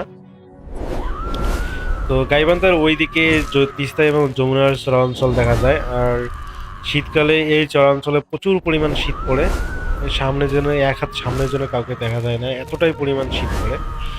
তো ঘটনাটা ঘটেছিল 2014 সালে। তো নয়ন ভাই সবেমাত্র বিবাহ করেছেন, সদ্য বিবাহিত তিনি, এবং তার শ্বশুরবাড়ি যাওয়ার জন্য তার একজন বন্ধু, তার নাম হচ্ছে বিকাশ, এবং তাকে হলো সে দাওয়াত দেয় যে চল আমার শ্বশুরবাড়ি যাই ঘুরতে। তো তার বন্ধু রাজি হয়, যেহেতু অনেক ক্লোজ বন্ধু। তো নয়ন ভাই এবং তার বন্ধু বিকাশ তারা একসাথে শ্বশুরবাড়িতে যায়। যাওয়ার সময় সে সময় আসলে তাদের কাছে সেসব টর্চ লাইট ছিল, তো যানবাহন বলতে তেমন কিছুই ছিল না। তারা পায়ে হেঁটেই তার শ্বশুরবাড়িতে চলে যায়। অ্যাকচুয়ালি সে সময় ওই বিশেষ করে ওই তিস্তার ওই সাইডে যানবাহন চলতো না, দেখা যায় যে তিস্তা নদী পার হতে গেলে নৌকো দিয়ে পার হওয়া লাগতো। আর যেহেতু শীতকাল, এই সময় আসলে চর ভেসে ওঠার কারণে তারা সহজেই আর কি সেই তিস্তা নদী পার হতে পারে, কিন্তু তারা তিস্তাটি না পার হয়ে তারা ঘুরে একটা হলো জায়গা আছে, ঘুরে একটা জায়গা আছে, সেই জায়গাটি পার হয়। তো ওইখানে ওই জায়গাটা যাইতে গেলে তাদের কাছে একটা শ্মশান পড়ে, আর শ্মশান পার হয়ে একটা রেল স্টেশন, আর রেল স্টেশন পার হয়ে তিস্তার একটা ছোট্ট অংশ, যেটা নৌকা ওখানে থাকে সবসময়, তো নৌকা দিয়ে পার হওয়া যায়। তো নয়ন ভাই এবং তার বন্ধু বিকাশ সেই রাস্তা দিয়ে যায়। তো যাওয়ার সময় কোনো সমস্যাই হয়নি। তো শ্বশুরবাড়িতে যাওয়ার পর খাওয়া দাওয়া করে তাদের বাসায় আসতে আসতে বেশ রাত হয়ে যায়। অ্যাকচুয়ালি বিকাশ ভাইয়ের কাজ থাকার কারণে সেদিন তার থাকা হয়নি বলতে, যেহেতু বিকাশ ভাই থাকতে পারবে না সেই জন্য নয়ন ভাইও আসলে বন্ধুর কারণে থাকতে পারলো না, যার কারণে তারা দুজনেই আবার খাওয়া দাওয়া করে গল্পগুজব করে প্রায় রাত 11টার দিকে তারা বাসার দিকে রওনা দেয়। যেহেতু দুই বন্ধু একসাথে আছে, তো তারা কোনোভাবেই কোনো কিছু ভয় পাচ্ছে না, তো সুন্দরভাবেই তারা বাসায় আসার জন্য মনস্থির করে। তো যাওয়ার সময় যে রকমটা শীত অনুভূত হয়েছিল, আসার সময় তারা অনুভব করে যে এতটা শীত পড়েছে যে বলার বাহিরে। এবং তারা সুন্দরভাবে তিস্তার সেই নদীর কিনারা পর্যন্ত চলে আসে এবং সেখান থেকে এসে তারা নৌকা নিয়ে তিস্তা নদী পার হয়, কিন্তু কোনো সমস্যাই হয় না তাদের সাথে। তো বিপত্তি বাধে তখন যখন তারা তিস্তা পার হয়ে যখন তারা সেই রেল লাইনে চলে আসে, রেল লাইন দিয়ে হাঁটতে থাকে কিছুক্ষণ, এবং হাঁটার সময় তারা লক্ষ্য করে যে রেল লাইনের উপরে একটা মানে কিছু কাঠ জড়ো করে রেখে যেভাবে আগুন জ্বালালে যে রকম দেখা যায় দূর থেকে, সেই রকম মনে হচ্ছে যে কেউ রেল লাইনের উপরে আগুন পোয়াচ্ছে, শীতের রাতে আগুন পোয়াচ্ছে, এরকম মনে হচ্ছে যে চাদর মুড়ি দিয়ে কেউ একজন আগুন পোয়াচ্ছে। তো তারা দুজন মনে করলো যে হয়তোবা স্টেশনের মাস্টার, তিনি হয়তোবা এভাবে আগুন জ্বালিয়ে তাপ পোয়াচ্ছেন। তো তারা দুজন যখন কাছাকাছি চলে গেল, সে স্টেশনের কাছাকাছি চলে গেল, এখানে রাসেল ভাই স্টেশনের নামটা বলা যাচ্ছে না। তো তারা যখন স্টেশনের কাছে চলে গেল, তারা দেখলো যে সেই আগুন ঠিকই জ্বলতেছে, কিন্তু সে আগুনের আশেপাশে কেউ নেই। অথচ দূর থেকে তারা শীত থাকা সত্ত্বেও তারা একটু একটু দেখতে পাচ্ছিল কেউ একজন বসে আছে, তাপ পাওয়াচ্ছে। কিন্তু তারা যখন কাছে গেল তখন দেখলো যে সেখানে কেউ নেই। তো তারা এটাতে বেশ অবাক হলো যে এটা কিভাবে সম্ভব। তারা একটা মানুষের মতো অবয়বকে দেখলো, অথচ এখন সেখানে কেউ নেই। তো তারা এটা নর্মাল ভাবেই নিল, তারা ততটা ভয় পেল না। কিন্তু রাসেল ভাই যখন তারা এই বিষয়গুলো নিয়ে দুজনে এই বিষয়টা নিয়ে গবেষণা করতে করতে যখন তারা সেই তাদের যাওয়ার পথে যে শ্মশানটা আছে সেই শ্মশানের কাছাকাছি চলে যায়, তখন তারা খুবই অবাক হয়ে যায়। কারণ সেই শ্মশানের মধ্যে সেম ভাবে একটা চিতা জ্বলতেছে, অথচ আসার সময় তারা দেখছিল এটা একদম ফাঁকা একটা পরিত্যক্ত একটা চিতা, কারণ এখানে অনেকদিন পর পর মানুষ পোড়ানো হয়। আসার সময় তারা একদম দেখছিল যে একটা পরিত্যক্ত চিতা, কিন্তু এখন যাওয়ার সময় তারা দেখতেছে যে এটা বেশ সাজসজ্জাভাবে চতুর্পাশে দিয়ের মধ্যে তেল দিয়ে হচ্ছে আগুন জ্বালানো, পুরো শ্মশানটা মানে একটা পরিষ্কার পরিচ্ছন্ন হবে, এবং সেখানে একটা কাঠ দিয়ে একটা শ্মশান জ্বালানো। তারা দুজনে খুবই ভয় পায় যে এটা কিভাবে সম্ভব। তারা তো এই এখন থেকে 3-4 ঘন্টা আগে তো তারা হলো এই রাস্তা দিয়ে আসার সময় দেখছিল এটা একদম পরিবর্তিত অবস্থায় আছে, তাহলে এখন এই সময়ের মধ্যে এটা এত পরিচ্ছন্ন পরিষ্কার করে একটা চিতা সাজিয়ে কেউ একজন চলে যাবে, এটা তো প্রায় অসম্ভব। তারা কোনোভাবেই এটা বিশ্বাস করতে পারতেছে না। তো তারা দুজনে খুবই ভয় পাচ্ছে এই বিষয় নিয়ে। তো যখন তারা সেই চিত্রটা পার হয়ে সামনে এগিয়ে যায়, তো তারা হলো একটা কান্নার শব্দ পায়, একটা মেয়ের কান্নার শব্দ পায়, এবং তারা খুব অবাক হয় যে কোন মেয়ে এত রাতে একটা মেয়ে কান্না করতেছে। তো তারা যখন এই বিষয়টা নিয়ে মানে সেই মেয়েটার কান্না শুনে সেখানে দাঁড়ায়, এবং দাঁড়িয়ে যখন পিছনে তাকায়, তারা দেখে যে সেই শ্মশানের ধারে একটা ছোট্ট একটা বট গাছ, গাছটা বেশি বড় না, ছোট মাঝারি একটা বট গাছের নিচে একটা সাদা শাড়ি পরা একটা সুন্দর মেয়ে, একটা দেখতে সুন্দর, সেই মেয়েটা বসে কান্না করতেছে। তো তারা দুজন চিন্তা করে যে এত রাতে এখানে একটা মেয়ে কান্না করতেছে। তো প্রথমত তারা ভয় পেয়ে যায়, কিন্তু তারা যখন কিছুক্ষণ দাঁড়িয়ে থেকে সেই মেয়েটাকে অবলোকন করে, তারা দেখে যে মেয়েটা একদম স্বাভাবিক, মনে হচ্ছে যে স্বাভাবিক একটা মেয়েই কান্না করতেছে। তো তারা চিন্তা করে যে হয়তোবা সেই মেয়েটা বিপদে পড়েছে, তো তারা কাছাকাছি যায় এবং জিজ্ঞেস করছে কে আপনি, আর এখানে বসে কান্না করতেছেন কেন? কিন্তু সেই মেয়েটা কোনো উত্তর দেয় না, সেই কান্নাই করতেছে। যখন নয়ন ভাই একটু জোর গলায় বলল যে আরে বলেন না কেন, আপনি কি এখানে এত রাতে কান্না করতেছেন কেন? তখন সেই মেয়েটা তার ফেসটা তোলে এবং তাদের দিকে তাকায় এবং বলে যে আমার স্বামী আজকে মারা গিয়েছে, ওই যে চিতাটা জ্বলতেছে ওটা আমার স্বামী, এখন আমি কি করবো, মানে তার দুঃখের কথাগুলো কিছু বললো। তো এটা শুনে নয়ন ভাই এবং বিকাশ দুজনেই একটু ব্যথিত হলো যে বিকাশের মেয়েটার স্বামী মারা গেছে, অথচ এখন সে একা হয়ে গেল। তো তাদের তো করার কিছুই নেই। তো যখন তারা সেই মেয়েটাকে একটু সান্ত্বনামূলক কথা বলে, যখন তারা বাসার দিকে রওনা দিবে, তো সেই মেয়েটা এখন একটা অন্য সুরে কান্না করতেছে।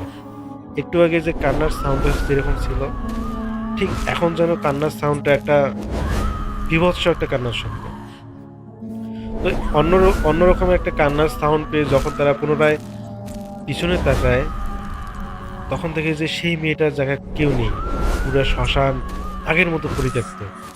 অথচ কিছুক্ষণ আগেই মেয়েটাকে তারা দেখলো সেই শ্মশানে, দেখলো যে হলো একটা চিতা জ্বালানো, অথচ এখন তারা দেখতেছে সেই যাওয়ার সময় যেরকম পরিত্যক্ত শ্মশান ছিল, এখনো সেই একই রকম ভাবে সেই শ্মশানটা পরিত্যক্ত দেখাচ্ছে। সেখানে সেই বটগাছের নিচে কোনো মেয়ে নেই, সেই শ্মশানটা কোনো পরিষ্কার পরিচ্ছন্ন নয়, একদম পরিত্যক্ত, কোনো চিতা নেই। তো তারা দুজনে এত পরিমাণ ভয় পেল দিছে, তারা দুজনে তাদের গায়ে যত শক্তি আছে তারা বাড়ির দিকে প্রচন্ড গতিতে তারা ছুটে চলে যায়। এবং বাসায় যাওয়ার পর বিকাশ ভাই তার বাসায় চলে যায় এবং নয়ন ভাই তার বাসায় চলে আসে। এবং বাসায় আসার পর তিনি চিন্তা করতেছেন যে এগুলো কি, তারা এগুলো কি দেখলো এবং তার সাথে কি ঘটনা ঘটলো। তো এরপর আসলে নয়ন ভাই সেদিন রাতে ঘুমাতেই পারেননি এবং সকাল সকাল তিনি অনুভব করেন যে তার শরীরে প্রচণ্ড পরিমাণ জ্বর। এবং পরবর্তীতে তাকে ডাক্তার দেখানো হয়, কিন্তু ডাক্তার দেখানোর পরও আসলে তার শরীর থেকে কোনোভাবেই জ্বর যাচ্ছিল না। তো এরপরে ডাক্তার না যাওয়ার মানে জ্বর না থামার পরও দেখা যায় পরে সদর হাসপাতালে তাকে নেওয়া হয় এবং যখন সব টেস্টগুলো করা হয়, টেস্টগুলো করার পরও দেখা যায় যে কোনো ধরনের রিপোর্টে তার সমস্যা দেখা দেয়নি, কিন্তু তারপরেও তার কোনোভাবে জ্বর ছাড়তেছে না। তো হসপিটালে 3 দিন থাকার পর তার জ্বর একটু কমে আসে এবং পরে তাকে রিলিজ করা হয়। তো বাসায় আসার পর পুনরায় তার আবার জ্বরটা চলে আসে এবং কোনোভাবেই জ্বর থামে না। স্থানীয় যে ডাক্তার আছে তার মাধ্যমে ওই একই ধরনের ওষুধ খাচ্ছিল, কিন্তু কোনো কাজে লাগতেছে না। আর একটা জিনিস লক্ষ্য করে যে নয়ন ভাইয়ের বাবা মা একটা জিনিস লক্ষ্য করে যে বিশেষ করে রাত 12টার পর নয়ন ভাই তার রুম থেকে অস্বাভাবিক সব কথা বলেন, মানে চিৎকার করেন, কি ধরনের মানে ভিন্ন কোনো ভাষায় তিনি কথা বলেন। তো দেখা যায় যে তারা বুঝতে পারেন, পরে জিজ্ঞেস করেন দিনের বেলা যখন সকাল হয় তখন জিজ্ঞেস করেন নয়ন ভাইকে যে কী সমস্যা, তুই এত রাত্রে এরকম চিৎকার চেঁচামেচি করিস, অন্য ভাষায় কথা বলে, এই সমস্যা কি? আর তো জ্বর তো কোনোভাবেই যাচ্ছে না, কি করা যায়? তো পরে নয়ন ভাই সেদিনের ঘটনাটা আসলে এখন পর্যন্ত বলেন নাই। তো তিনি সেদিন শেয়ার করেন যে এরকম আসার সময় আমার এবং বন্ধুর সাথে আসার সময় এরকম হয়েছে, তো এই কারণে আসলে কোনো সমস্যা হলো কিনা। তো পরবর্তীতে নয়ন ভাইয়ের বাবা বুঝতে পারে যে এটা অবশ্য কোনো জিনগত সমস্যা।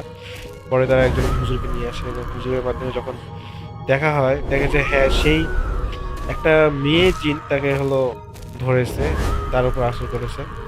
তো পরবর্তীতে সেই হুজুর আর কি রুকাইয়া শুরু করেন, কিন্তু কোনোভাবেই তার ঠিক হচ্ছিল না। কিন্তু পরবর্তীতে সেই হুজুরের পরামর্শ অনুযায়ী একজন ভালো হুজুরকে নিয়ে আসা হয় এবং তিনি পরবর্তীতে নয়ন ভাইয়ের রুকাইয়া করে এবং পরবর্তীতে নয়ন ভাই প্রায় 15 দিন পর তিনি একদম ঠিকঠাক হন। তো ঠিকঠাক হওয়ার পরে যখন তিনি তার বন্ধুর সাথে দেখা করতে চান এবং জানতে পারেন যে তার বন্ধু এখনও অসুস্থ। এখানে রাসেল ভাই, নয়ন ভাই এবং বিকাশ দুজনেই তারপর থেকে অসুস্থ। আসলে এই 15 দিন ধরে নয়ন ভাই অসুস্থ থাকার কারণে তার বন্ধুর খোঁজখবর নেওয়া হয়নি। তো এখনও জানতে পারেন যে তার বন্ধু অসুস্থ। তো পরবর্তীতে একই হুজুরের মাধ্যমে সেই বিকাশ ভাইকে রুকাইয়া করা হয় এবং তিনি অসুস্থ হন। তো এটাই ছিল রাসেল ভাই আমার ঘটনা।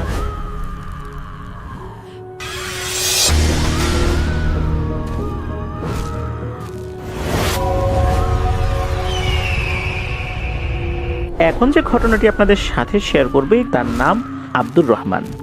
ওনার বাড়ি নোয়াখালী জেলার মাইজদি উপজেলায়। এই ঘটনাটি উনি শুনেছেন ওনার আম্মুর মুখ থেকে। আর ঘটনাটি ঘটেছিল এই আব্দুর রহমান ভাইয়ের দুঃসম্পর্কের এক ফুপুর ছেলের সাথে। ফুপুর ছেলের নাম রায়হান। এই রায়হান ছিল কোরআনে হাফেজ। ছেলেটি খুবই নম্র ভদ্র স্বভাবের ছিল। রায়হান সে একদিন বিকেল বেলা, তখন অবশ্য আসরের আজান দেয়নি, ওই সময় বন্ধুদের সাথে ক্রিকেট খেলছিল। আসরের আজান যখন দিয়ে দেয় তখন রায়হান বন্ধুদেরকে বলে, তোরা খেল, আমি এই পুকুর থেকে অজু করে মসজিদ থেকে নামাজটা পড়ে এসে আবার ওদের সাথে খেলবো। এই কথা বলে সে পার্শ্ববর্তী যে পুকুরটা, এই পুকুরে অজু করতে চলে গেল। তার বন্ধুরা তো খেলছে। এদিকে আসরের নামাজ শেষ হয়ে সন্ধ্যা ঘনিয়ে আসছে, রায়হানের আসার আর নাম নাই। রায়হান কোথায় গেল? সন্ধ্যা হয়ে গেছে, রায়হান কিন্তু আসে না। সবাই বলছে, কিরে রায়হান আসলো না? ওর না নামাজ পড়েই চলে আসার কথা ছিল, এখন মাগরিবের আজান দিয়ে দিবে, রায়হান কোথায় গেল? এমত অবস্থায় রায়হানের পরিবারের সদস্যরা তারা রায়হানকে খোঁজার জন্য চলে আসে। কারণ রায়হান সাধারণত আসরের নামাজ পড়ার জন্য বাসা থেকে বের হতো, মাগরিবের আগ পর্যন্ত খেলাধুলা করতো, মাগরিবের নামাজ পড়ে বাসায় ফিরত। ও ওই দিন আসরের আগেই বাসা থেকে বের হয়েছিল। যেহেতু একটু আগে বের হয়েছে, কি করছে না করছে এই জন্য পরিবারের কয়েকজন সদস্য বের হয়ে আসে যে রায়হান কোথায়। ও যে বন্ধুদের সাথে খেলতো, তাদের খেলা প্রায় শেষ, মাগরিবের আজান দেবে ভাব ওই সময়। এমত অবস্থায় রায়হানের পরিবারের কয়েকজন সদস্য যখন আসে, এসে বলে রায়হান কোথায়, তখন বন্ধুরা বলে যে ও তো আসরের নামাজ পড়তে গেল, এরপর তো আর আসে নাই। আসরের নামাজ পড়তে গেল মানে? বলে হ্যাঁ, ও বলল যে এই যে পুকুরে অজু করে নামাজ পড়তে যাবে। তখন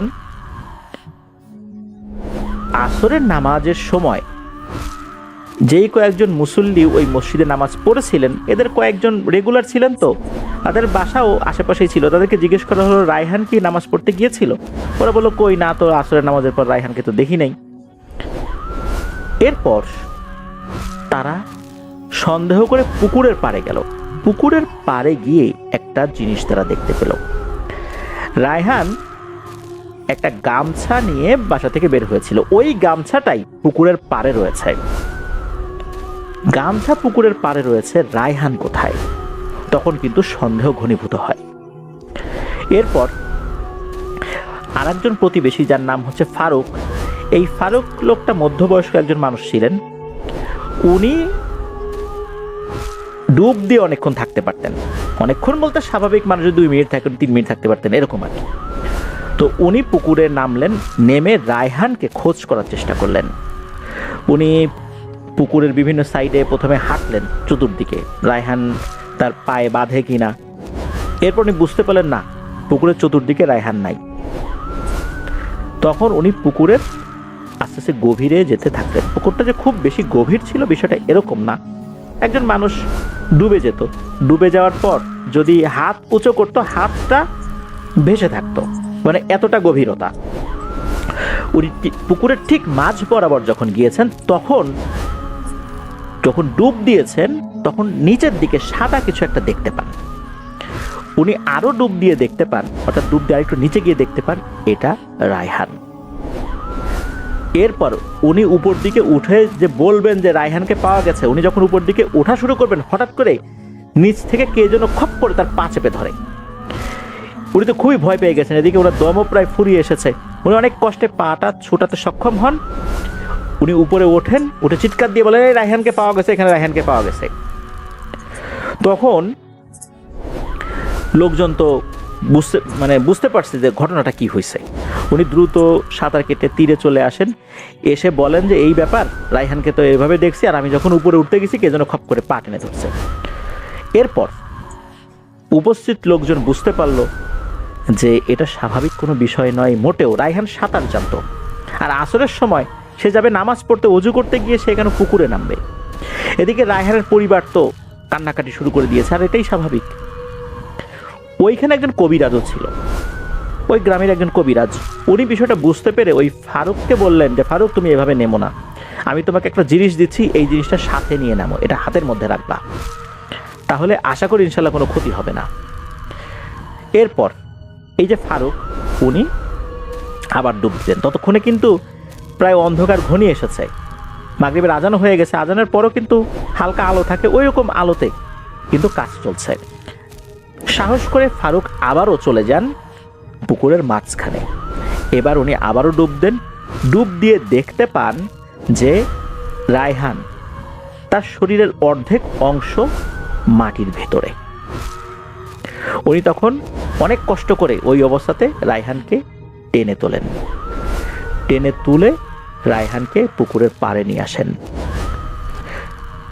আসলে রায়হানের শরীরের একটা অংশ, বিশেষ করে মাথা থেকে বুক পর্যন্ত, এটা মাটির ভেতরে ওই কাদার মধ্যে আর কি, পুকুরের নিচে তো কাদা থাকে, যে অংশে মাটি থাকে, সেখানে পুঁতে দেওয়া হয়েছিল। কিন্তু কি অপরাধ ছিল তার? ওই কবিরাজ উনি বললেন যে এখানে কোনো একটা দুষ্টু পিশাচিনীর আবির্ভাব ঘটেছে, যেটা আগে ছিল না।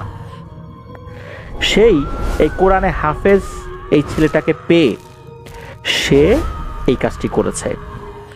একে মেরে ফেলার মাধ্যম দিয়ে ওই পিশাচিনীটা আরো বেশি শক্তিশালী হবে, কারণ ও অন্য 8-10টা স্বাভাবিক ছেলের মতো ছিল না। সে খুবই নামাজ কালেমে একটা ছেলে, অল্প বয়স্ক, আবার কোরআনে হাফেজ। এই ধরনের বাচ্চাদেরকে মেরে ফেললে ওই ধরনের পিশাচিনী যারা একটু দুর্বল প্রকৃতির, এরা আরো বেশি শক্তিশালী হয়ে যায়। আর এই কাজটাই ও করেছে সুযোগ বুঝে। এরপর ঘটনা কিন্তু এখানেই শেষ না। রায়হানকে তো দাফন কাফন করা হলো। এরপর ঘটনা শুরু হলো এই যে ফারুক, যিনি এই রায়হানের ডেড বডিকে উপরে তুলে নিয়ে এসেছিলেন।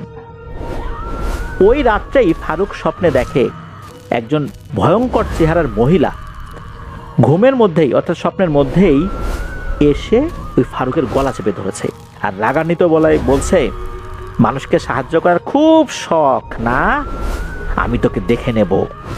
এই বলে ওই রাতের মতো ওই অবধি চলে যায়। ঘুম ভেঙে যায়। ফারুক প্রথম দিকে মনে করে যে হয়তো সে দুঃস্বপ্ন দেখেছে, তবে পরের রাত্রে একই ঘটনা ঘটে। ওই অবয়বটা বলে, খুব সাহায্য করার শখ না, আমার বলিটা পূর্ণ করতে দিলি না, আমি তোকে দেখে নেব। এরপর এই ফারুক বুঝতে পারেন যে উনি একটা বিপদে পড়ে গেছেন। উনি আবার ওই কবিরাজের কাছে যান। একই গ্রামের লোক তো সেই কবিরাজ, এই জন্য কবিরাজকে পেতে তো কোনো সমস্যা হয়নি তার। কবিরাজের কাছে গিয়েই সব কথা খুলে বলেন যে ওনার সাথে এই ঘটনা ঘটছে, ওই পুকুরে থাকা ওই পিশাচিনীটা এবার স্বপ্নের মধ্যে এসে তাকে বিরক্ত করছে। কবিরাজ উনি ওনার মতো করে রুকিয়া করে দেন, তার শরীর বন্ধ করে দেন।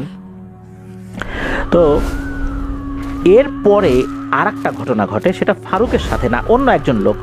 উনি একদিন দুপুরবেলা গোসল করতে গিয়েছেন ওই পুকুরে। গোসল শেষে উনি যখন উঠতে যাবেন তখন ওনার পা নিচ থেকে কেউ যেন চেপে ধরেছে। উনি অনেক কষ্টে ওই অবস্থায় নিজের পা ছাড়িয়ে উপরে উঠে দিয়েছেন এক দৌড়। ওই রাত্রেই নাকি ওই লোকটার স্ত্রী স্বপ্নে দেখেন যে একটা সাদা কাপড় পরা মহিলা, ভয়ঙ্কর চেহারা, সে ওই মহিলাকে বলছে, তোর স্বামীকে আমার লাগবে রে, তোর স্বামীকে আমার কাছে দিয়ে দে, ওকে আমি বলি দেব। তো এইটা যখন দেখেছেন উনি তো ঘুম থেকে জেগে গেছেন, চিৎকার চেঁচামেচি শুরু করেছেন, কি হয়েছে। তখন এই কথাটা ওই মহিলা ওনার স্বামীকে বলেছেন। পরিবারের অন্য যারা ছিলেন আর কি, তাদের ঘুম ভেঙে গেছে, তারাও শুনছেন। সবাই বুঝতে পারেন যে বিষয়টা স্বাভাবিক না। এইখানে এমন একটা ঘটনা ঘটা শুরু হয়েছে যেটা এখনই থামাতে হবে।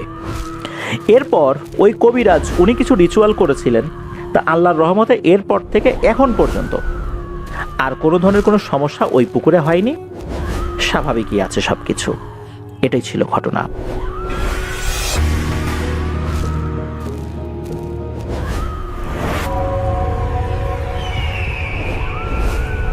যিনি আমাদের ঘটনা পাঠিয়েছেন তিনি আমাদের সাজ্জাদ ভাই, তিনি সৌদি আরব থেকে আমাদের ঘটনাটি পাঠিয়েছেন। সেখানকার একজন ইলেকট্রিশিয়ানের কাছ থেকে তিনি ঘটনাটি সংরক্ষণ করেন। তো যার নাম রাকেশ ইন্ডিয়ার উত্তরপ্রদেশের লখনউয়ের বাসিন্দা। এই ঘটনাটা রাকেশের নানির বাড়ি এলাকা। এক ব্যক্তি যার নাম অসীম বসাক, তাকে কেন্দ্র করে। অসীমদের সেই গ্রামের নাম রামনাগার। ঘটনার বোঝার সুবিধার্থে প্রথমেই আমরা সেই রামনাগার গ্রামটির একটা ছোট্ট বিবরণ দিব। গ্রামটিতে এখন তেমন আধুনিকতার ছোঁয়া লাগেনি। সেখানকার মানুষজন কয়েকটা বাড়ি মিলে একটা বাথরুম ব্যবহার করত। গ্রামটি থেকে শহরের দিকে যেতে হলে তাদের নদী পার হতে হতো। তবে গ্রামের মানুষগুলো ছিল বেশ ধর্মভীরু। এভাবেই চলছিল সেখানকার মানুষের জীবন। এরই মাঝে একদিন বসাক পরিবার লক্ষ্য করে তাদের বাড়ির গণেশের যে মূর্তিটা ছিল সেটা নির্দিষ্ট জায়গায় নাই। সব জায়গায় খোঁজাখুঁজি চলা, সব জায়গায় খোঁজাখুঁজি করার পরও সেটাকে কোথাও পাওয়া যায় না। কিন্তু এলাকায় তো কোনো চোর নেই, তাহলে এই কাজ পরিচিতদের মধ্যে কেউ করেছে। তখনই তাদের মাথায় আসে এটা কে করতে পারে।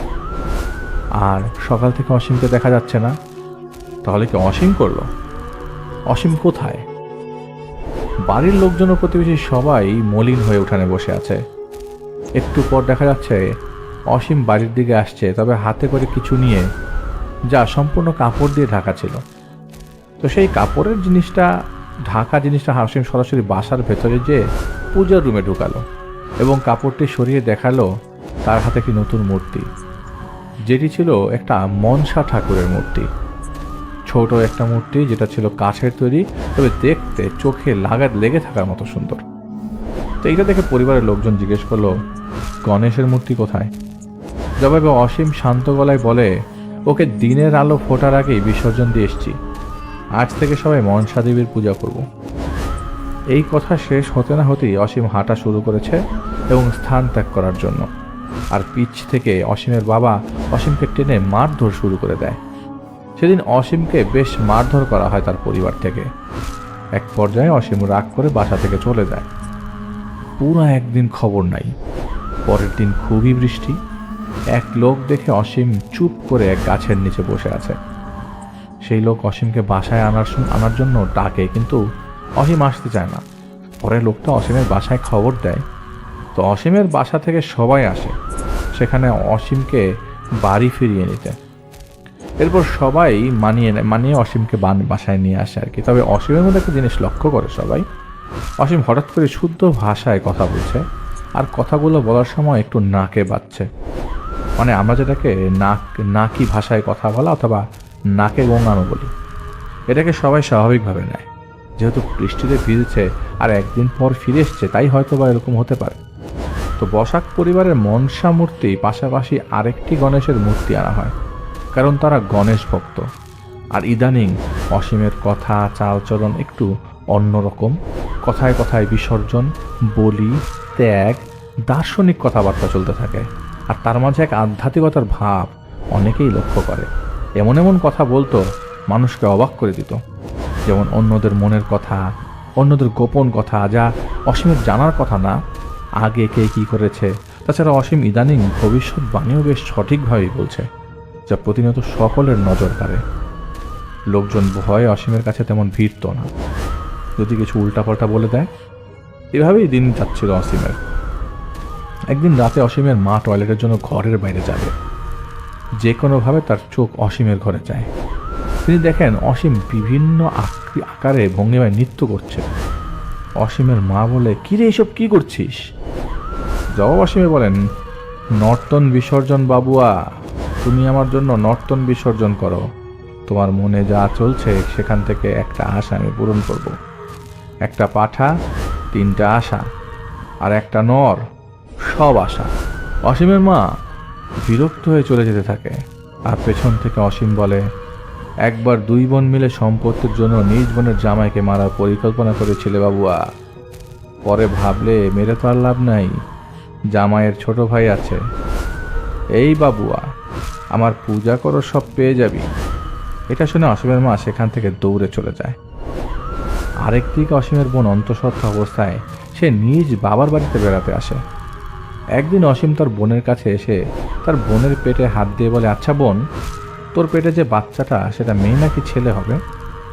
তবে বোন বলে, আমি তো জানি না ভাই। অসীম বলে, আচ্ছা তুই মেয়ে চাস নাকি ছেলে চাস? জবাবে বোন বলে, আমার তো একটা ছেলের খুব শখ। অসীম বলে, আচ্ছা যদি মেয়ে হয়? জবাবে বোন বলে, মেয়ে হলে আর কি করার? অসীম একটু ভেবে ফিস করে বলে, আচ্ছা ঠিক আছে, যদি ছেলে হয় তাহলে তুই নিবি, আর মেয়ে হলে আমি নিব, আর এর বিনিময়ে তোকে দাসী দিব। বোন হেসে মজা করে বলে, যেটাই হোক তুই রেখে দিস যা। অসীম বলে, পরে আবার কাঁদিস না কিন্তু। এ কথা বলে অসীম সেখান থেকে চলে যায়। একদিন রাতে অসীমের মা কোনো এক কারণে ঘর থেকে বের হয়েছে আর কি, দেখে কয়েকটা বিশাল সাপ অসীমের শরীরের উপরে ওটা নড়াচড়া করছে, আর অসীম সেগুলোকে আদর করে দিচ্ছে। অসীমের মা চিৎকার দেওয়ার চেষ্টা করে কিন্তু পারে না। অসীম বলে, বাবুয়া, তুমি বাস্তব আর স্বপ্নের মধ্যে তফাৎ বুঝো না। অসীমের মা তখন কেঁদে বলে, বাবা তুই এমন কেন করছিস? তবে অসীম বলে, বাবা না মা, আমি তোদের মা, মনসা মা, আমাকে ভোগ দিয়ে নিজের বাপকে শুদ্ধ কর। এই যে বিস্তর ভূমি দেখছিস সেটা আমার দেওয়া, এই নদী আমার কথা শুনে, আর তুই কিভাবে না পারিস বল বাবুয়া। এই কথা শেষ হতে না হতেই অসীমের মা দেখে অসীমের মার গলায় একটা বিশাল সাপ পিছিয়ে চেপে ধরেছে অলরেডি। সেটা দেখে ভয়ে সেখানে অসীমের মা অজ্ঞান হয়ে যায়। জ্ঞান ফেরে তিনি দেখেন সবাই তাকে ঘিরে ধরেছে। তখন অসীমের মা সব বললে যে গত রাতে কি হয়েছে এবং সে কি কি দেখেছিল অসীমের ঘরে, এবং তার সাথে অসীম কি ব্যবহার করেছে। ভয় তখন অসীমের মায়ের হাত পা কাঁপছিল। এগুলো শুনে সবাই বলে, তুমি এমনিই রাতে ভয় পেয়েছো। অসীমের বাবা ওঝার কাছ থেকে কিছু জিনিস এনে দেয় অসীমের মাকে, যাতে আর ভয় না পায়, এবং বাড়িতে পূজার ব্যবস্থা করে। পূজার দিন অসীমকে সেখানে দেখাই যায়নি। এর কদিন পর নিজ বাসাতেই অসীমের বোনের সন্তান ডেলিভারি হয়, যেটি হয়েছিল একটি মেয়ে। তারপরও বাড়ির সবাই বেশ খুশি, কিন্তু বাচ্চা জন্মের 3 দিন পর হঠাৎ বাচ্চাকে আর পাওয়া যায়। এদিকে সেদিক খোঁজা শুরু হয়ে যায়, তবে কোথাও খবর পাওয়া যাচ্ছিল না। সারা বাড়ি খুঁজে তন্ন তন্ন করে অবস্থা, সর্বত্র খোঁজা হয়, হইচই পড়ে যায় পুরো এলাকায়। সারা এলাকাবাসী খুঁজে পায় না বাচ্চাটাকে। বসাক পরিবারে নেমে আসে শোকের ছায়া। এরপর থেকে অসীমের বোন লক্ষ্য করে তার ননদ ও শাশুড়ি আগের থেকে আরো বেশি ভালোবাসে। মোট কথায় তাকে মাথায় তুলে রাখে। এইদিকে আজকাল অসীমকে বাসায় অতটা দেখাই যায় না, কেমন যেন অন্য মনস্ক হয়ে আছে। নেশার মতো চোখ, পাগলাটে স্বভাব, গালাগালি করার মতো অবস্থা, নিজেকে তাদের মনসা ভগবান বলে দাবি করা ইত্যাদি চলছে। আর বলে, এই কায়ামে পচন ধরে গেছে। কায়া মানে শরীর, ভোজপুরিতে শরীর মানে কায়া, কায়াকে বিসর্জন দিতে হবে। আজকাল বাসক পরিবারের আশপাশে বেশ সাপ দেখা যায়। বসাক পরিবারে মাঝরাতে বড় বড় রাজহাঁস দেখা যায়, যা এলাকার বাসী অনেকেই দেখেছে। একদিন রাতে অসীমের বাবা দোকান থেকে বাড়ির দিকে ফিরছে। তাদের দোকান থেকে বাড়িতে আসার পথে ছোট্ট একটা জঙ্গলের মতো পড়ে, জঙ্গলের মতো, আর তার পাশেই মনসা ঠাকুরের ঘর। সেদিন অসীমের বাবা যখন বাসার দিকে আসছিল, তার কানে একটা শব্দ আসে। শব্দটা তার মনে হচ্ছিল কেউ খুব মজা করে রসালো কিছু খাচ্ছে। সেটা দেখার জন্য তিনি ভালো মতো লক্ষ্য করে দেখে সেখানে কেউ বসে একটা কিছু খাচ্ছে। অসীমের বাবা কৌতূহল নিয়ে একটু সামনে যায়। সামনে যেতেই সে দেখে এটা অসীম, একটা শিশু বাচ্চার কাটা মাথা, যার শরীর থেকে সম্পূর্ণ আলাদা। সেটার একটা অংশ অসীম খাচ্ছে। এমন সময় অসীম তার বাবার দিকে ঘুরে তাকায়। এই আধারেই অসীমের বাবার চোখাচোখি হয়ে যায়। তবে অসীমের কোনো রিয়াকশন নেই, নিজের মতো করে সে বাচ্চাটার মাথা খাওয়ায় ব্যস্ত। এসব দেখে অসীমের বাবা নিজেকে শান্ত রেখে চুপ করে কিছু না বলে সেখান থেকে চলে আসতে থাকে। তার আর বোঝার বাকি নেই যে অসীমের উপর কিছু আছে, কিছুর উপর প্রভাব আছে, কিছু অসীমের উপর ভর করেছে। কিন্তু এই যে ঘটনাটা, এটা সবাইকে তিনি কিভাবে বলবেন? কারণ এই ধরনের ঘটনা তো সবাইকে বলা সম্ভব না। তিনি কি বলবেন অসীম এরকম একটা জঙ্গলের মধ্যে একটা শিশু বাচ্চার মাথা, যা শরীর থেকে আলাদা করা মাথাটাই খাচ্ছে? এটা বলা যাবে না। তাহলে পরিবারের গ্রামের সবার চাপে তখন তোকের মুখে পড়তে হতে পারে। তবে এখন অসীমের যে অবস্থা, তাতে ওর সামনে একা যাবার সাহস নেই অসীমের বাবার। অসীমের সামনে এখন কেউ যেতে পারছে না। তিনি ভয়ে ঘুরে চলে যাবে। ঠিক সেই সময় পেছন থেকে ওই যখন বাচ্চাটার মাথা খাচ্ছিল, অসীম খেতে খেতে বলে,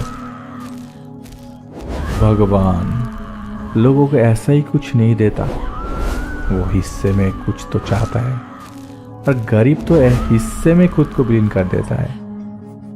ये विलीन का एक हिस्सा है। তুই যা ভাবছিস তা তো ঠিক, তুই যেটা পরিকল্পনা করছিস এর মাসুল পুরো গ্রামবাসী দিবে। তুই আমার দাস হয়ে যা, তোকে এই গ্রামের প্রধান করে দিব। জবাবে অসীমের বাবা বলে, আমাকে একদিনের সময় দাও, আমি চিন্তা করে জানাবো। অসীম তখন বলে ওঠে, এখানে ভাবার কি আছে, তুই শুধু বলে দেখ, এই গ্রামকে তোর হুকুমের গোলাম করে দেব। জবাবে অসীমের বাবা বলে, তারপরেও এত বড় কিছু একটা জিনিস চিন্তা করে করাই ভালো। এ কথা বলতে না বলতে তাড়াতাড়ি করে সেখান থেকে সে চলে আসে। কিন্তু তিনি বাসায় না যেয়ে সরাসরি তাদের গ্রামের পুরোহিতের কাছে চলে যায়, পণ্ডিতের কাছে চলে যায়। সেখানে গিয়ে পুরোহিতকে তার ছেলের সমস্যার কথা খুলে বলে। সবকিছু শুনে পুরোহিত বলে, তাহলে কাল সন্ধ্যায় কীর্তন বসাবো। আপনারা একটা কাজ করুন, আপাতত অসীমকে আটকে রাখুন। পুরোহিতের কথা শুনে অসীমের বাবা মা, চাচা সহ আরও কিছু লোকজন মিলে অসীমকে খুঁজতে বেরিয়ে পড়ে। এবারও অসীমকে পাওয়া যাচ্ছে না। অনেক খোঁজাখুঁজির পর অবশেষে অসীমকে পাওয়া গেল নদীর পাড়ে এক গাছের উপরে। সবাই মিলে ধরে নামাতে চেষ্টা করলে সবাইকে লক্ষ্য করে অসীম গায়ে এত শক্তি যে 4-5 জন ধরেও ওই পাশে ওই মুহূর্তে ধরে রাখতে পারছিল না। সবাইকে ঝাড়ি দিয়ে দৌড় দিতে চাচ্ছিল। তারপরেও অনেক কষ্টে তাকে বেঁধে রাখা হয়। তার পরের দিন সন্ধ্যায় কীর্তনের আসন বসানো হয় মন্দিরে। সবাই গোল হয়ে বসে। বিভিন্ন খাবারের মধ্যে অন্যতম ছিল বিভিন্ন ধরনের মিষ্টি, আর সেখানে অসীমকে একটা গোল বৃত্তের মধ্যে বসিয়ে রাখা হয়। রাকেশের ব্যাখ্যা অনুযায়ী সবাই মন্দিরে বসে বিভিন্ন খাবার নিয়ে, বিভিন্ন ধরনের বাদ্যযন্ত্র নিয়ে তাদের দেবদেবীদের নামে ধর্মীয় গান গাওয়া, নাচা শুরু করে দেয়। এর মাধ্যমে এক আধ্যাত্মিকতা পায় তারা, যার মাধ্যমে কারো মধ্যে কোনো অশরীরী থাকলে চলে যায় কিংবা বোঝা যায় তার উপস্থিতি। কিছুক্ষণ কীর্তন হওয়ার পর অসীমের উপর একটা প্রভাব পড়ে, সেটা সবাই লক্ষ্য করে। হঠাৎ করে অসীম চিৎকার করে উঠে বলে, তোর এত সাহস কিভাবে হয় আমাকে ডাক দিস? ভোগের ব্যবস্থা করেছিস যে ডেকেছিস? তখন সেখানকার পণ্ডিত জিজ্ঞেস করে, কে তুই, কার কথা এখানে এসছিস? জবাবে অসীমের ভেতর থেকে শব্দ আসে, বলে, যার পূজারি তাকেই ভুলে গিয়েছিস? তোকে এখানকার পণ্ডিত কে করেছে? অসীমের মুখে এসব শুনে পণ্ডিত ক্ষিপ্ত হয়ে 2 জনকে দিয়ে অসীমের 2টা হাত ধরায়। একটা গামলায় কিছু কয়লা দিয়ে তার উপর শুকনো মরিচ আর তেজপাতা দিয়ে এক ধরনের ধোঁয়া তৈরি করে, আর আরও কিছু রিচুয়াল করে অসীমের নাকে মুখের সামনে ধরে সেই ধোঁয়ার গামলা। ধোঁয়া অসীমের নাকে যেতেই যন্ত্রণায় অসীম চিৎকার করতে থাকে। একটা সময় অসীম অজ্ঞান হয়ে মাটিতে পড়ে যায়। তার কিছুক্ষণ পর অসীমের জ্ঞান ফিরলে তার শরীর বেশ দুর্বল থাকে, উঠে বসার শক্তি নেই। তারপরেও পণ্ডিত জিজ্ঞাসা করে, কি হয়েছে তোমার, সেটা কি তুমি জানো? জবাবে অসীম যা বলে সবাই শিউরে ওঠে। সেদিন ছিল কালী পূজার রাত। অসীম পূজা দেখে বাসায়ের দিকে আসছিল। আসার পথে এসে ছোট জঙ্গলটা পড়ে। তার পাশ দিয়ে যাওয়ার সময় অসীম ঝুনঝুনির শব্দ পায়। কৌতূহল নিয়ে অসীম খুঁজতে থাকে কোথার থেকে শব্দটা আসছিল। বেশ কিছুক্ষণ খোঁজার পর একসময় সে বুঝতে পারে জঙ্গলের পাশে যে মনসার মন্দিরটা আছে সেখান থেকে শব্দটা আসছে। অসীম সেখানে গিয়ে দেখে খুব সুন্দর একটা যুবতী মেয়ে নাচছে। অসীমের বর্ণনায় যার পায়ে ছিল নাচের জন্য ব্যবহার করার ঘুঙরু, এত সুন্দর মেয়ে অসীমের জীবনে সে কখনো দেখেনি। এত মায়াবী চেহারা, এত আকর্ষণীয়, যা দেখে অসীমের তখন নেশায় ধরে গিয়েছিল। অসীম কি থেকে কি করবে দিশা না পেয়ে সরাসরি দৌড়ে গিয়ে মেয়েটাকে জড়িয়ে ধরে। জড়িয়ে ধরার সাথে সাথেই পলকের মধ্যে মেয়েটা একটা সাপে পরিণত হয়। অসীম আতঙ্কে পড়ে যায়। অসীমকে লক্ষ্য করে তার চারপাশে অনেক সাপ আসা শুরু করে। অসীম সেখান থেকে কোনোভাবে পালানোর চেষ্টা করে, দৌড়ে বাসায় চলে আসে। এরপর সেদিনের পর থেকে আজ নিজেকে সে এইভাবেই পাচ্ছে, তাকে সবাই এভাবেই দেখছে। সেদিনকার মতো পণ্ডিত কিছু মালা তাবিজ টাইপের কিছু দিয়ে বলে, আশা করি সমস্যার সমাধান হয়ে গেছে। দিন রাতে অসীমের সাথে তার বাবা ঘুমাতে আসে। মাঝরাতে হঠাৎ অসীম তার বাবার গলা চেপে ধরে আর বলে, বিশ্বাসঘাতক, তাও আবার আমার সাথে? তোদের মতো গরিবরা বুঝবে না কখনো বড় লোকের স্বাদ। অসীমের বাবা অনেক কষ্টে কোনো রকম অসীমের হাত সরিয়ে অসীমকে ধাক্কা দিয়ে দৌড়ে ঘর থেকে বের হয়ে যায়। অসীমের বাবার ডাকে বাড়ির লোকজন সবাই ঘুম থেকে উঠে যায়। এর মাঝে অসীম কোথার থেকে একটা বিশাল দা নিয়ে আসে মারতে। অসীমের বাবা পাশের বাসা থেকে তার ভাতিজাকে নিয়ে আসে। অনেক কষ্টে সবাই মিলে অসীমকে আটকে আবারও বেঁধে রাখে। অন্যদিকে গ্রামের পণ্ডিতকে ডেকে নিয়ে আসা হয়। তবে এবার পণ্ডিত জানান সে আর আসবে না, সে নিজেই অসুস্থ অবস্থায় বিছানায় পড়ে গেছে। কিন্তু পণ্ডিতের কি হয়েছে বা কেনই সে হঠাৎ করে এমন অসুস্থ হলো তা পরে জানা যায়নি। শুধু এটাই বলে যে আমি যা করার করেছি, এখন আর আমার হাতে কিছু নাই, আপনারা ভালো তান্ত্রিক খোঁজেন। তো অসীমদের পরিবারের পণ্ডিতের এমন কথা শুনে দিক বিদিক না দেখে সবাইকে জানাতে থাকে কোনো তান্ত্রিকের সন্ধান করার জন্য। পরে একজন থেকে সন্ধান পায় যে এক তান্ত্রিকের, সেই তান্ত্রিককে নিয়ে আসা হয় অসীমের বাড়িতে। তান্ত্রিকের একটা 5-6 জনের দল ছিল। তারা সবাই গোল হয়ে বসে অসীমকে মাঝে বসায়, ওর গলায় কোনো এক ধরনের মালা লাগিয়ে কিছুক্ষণ রিচুয়াল শুরু করে। কিছুক্ষণ পর অসীমের উপর সেই এন্টিটিকে হাজির করা হয়। তান্ত্রিক অসীমের উপর থাকা এন্টিটিকে জিজ্ঞেস করে, কে তুই, কোত্থেকে এসছিস আর কেন এসছিস? জবাবে অসীম বলে, আমি তোদের মনসা দেবী, তোদের সর্প দেবী। কেন শুনিসনি আমি কেন এসছি? मेरा हिस्सा अभी तक बाकी है, मिलने के बाद इसको छोड़ दूंगा। এসব শুনে তান্ত্রিক বলে, তোর আবার কিসের হিস্সা? जब वसीम बोले, ये एक इत्तेफाक था जो अभी तक बाकी है, और जो कुछ भी पूछना है वो माँ बेटी को पूछ। ये परिवार मेरे साथ धोखा किए। এই পরিবার আমাকে ধোঁকা করেছে এবং যা কিছু জিজ্ঞেস করার ওই মেয়ে আর মাকে জিজ্ঞেস করে। তো তান্ত্রিক বলে, ধোকে বাজা তুই, বল কি ইত্তেফাক হয়েছে? তখন অসীম বলে, এই মা আর মেয়ের সাথে ইত্তেফাক ছিল। আমি অসীমের মাকে তাদের সব সম্পত্তি পাইয়ে দিব আর মেয়েকে অনেক স্বর্ণ টাকা দিব, দাসী দিব, কিন্তু এর বিনিময়ে আমার 3টা নর ভোগ দিবে। কিন্তু ওরা মাত্র 2টা দিয়ে আর দেয়নি, এর মধ্যে থেকে একটা এখনো বাকি আছে। এই কথা শুনে অসীমের মা চিৎকার করে বলে, সব মিথ্যা। তখন অসীমের উপর থাকা এন্টিটি বলে, মনসা কখনো মিথ্যা বলে না। এই কথা শেষ হতে না হতেই তান্ত্রিক অসীমের গায়ে আঘাত দিতে থাকে। আঘাতপ্রাপ্ত হয়েও সে অসীম হাসতে থাকে আর বলে, সত্য শোনার সাহস আছে তোদের? জবাবে তান্ত্রিক বলে, যা বলার তাড়াতাড়ি বল, কিসের বিনিময়ে তুই ওদেরকে ছেড়ে দিবি? এবার অসীমের ভেতরে থাকে সে এন্টিটি বলে ওঠে, আমার হিস্সা আমাকে বুঝিয়ে দে, আমি চলে যাব। তান্ত্রিক তাকে বলে, তুই যেটা চাচ্ছিস সেটা সম্ভব না। অসীম বলে, কে বলেছে সম্ভব না? ওই যে অসীমের মা, ওকে বল, ও সব ব্যবস্থা করে দিবে, আগেও সে সেভাবেই করেছে। তান্ত্রিক বলে, কিভাবে করেছে তুই বল। জবাবে অসীম বলে, প্রথমটা ওই যে ওই বাড়ির নতুন দেয়াল সবেমাত্র সরাসরি মাটি থেকে এক পাশ উঠিয়েছে, রাতে যে কোনোভাবে ওই বাড়ির বাচ্চাটাকে এই দেয়ালের সামনে নিয়ে আসছে, আর অপর প্রান্ত থেকে ধাক্কা দিয়ে পুরো দেয়ালটা সেই বাচ্চার উপর ফেলে দিয়েছে, আমার নামে উৎসর্গ করে। আর দ্বিতীয়টা মা বেটির সাথে ছিল, মেয়েকে অনেক সুন্দর করে বুঝিয়েছে, বাচ্চা তো আর নিতে পারবি সামনে, কিন্তু এত সম্পদ কোথায় পাবি? একটাই তো, দিয়ে দে মা, থাক দিয়ে দে, মাকে দিয়ে দে, সামনে আরও নিতে পারবি। মার এত সুন্দর প্রেরণায় মেয়ে তার সবে জন্মানো 3 দিনের বাচ্চাটাকে আমার নামে উৎসর্গ করে দেয়। এই কথা শুনে সেখানে হইচই পড়ে যায়। তান্ত্রিক কোনোভাবে সবাইকে শান্ত করে এবং তান্ত্রিক বলে, তোর সব কথা আমি বিশ্বাস করেছি, কিন্তু তুই এবার বল, কিসের বিনিময়ে তুই ওকে ছেড়ে চলে যাবি? জবাবে অসীম বলে, আমার হিস্সা আমাকে দিয়ে দে, আমি চলে যাব। তান্ত্রিক জবাবে বলে, আমি তোর জন্য বেশি হলে একটা পাঠা দিতে পারি। এসব নিয়ে অনেকক্ষণ তাদের মধ্যে তর্ক বিতর্ক হয়। একটা পর্যায়ে অসীম ভেতরে থাকা এন্টিটি বলে, ঠিক আছে, আমাকে এক্ষুনি একটা পাঠা দে, আমি এক্ষুনি ওকে ছেড়ে চলে যাব।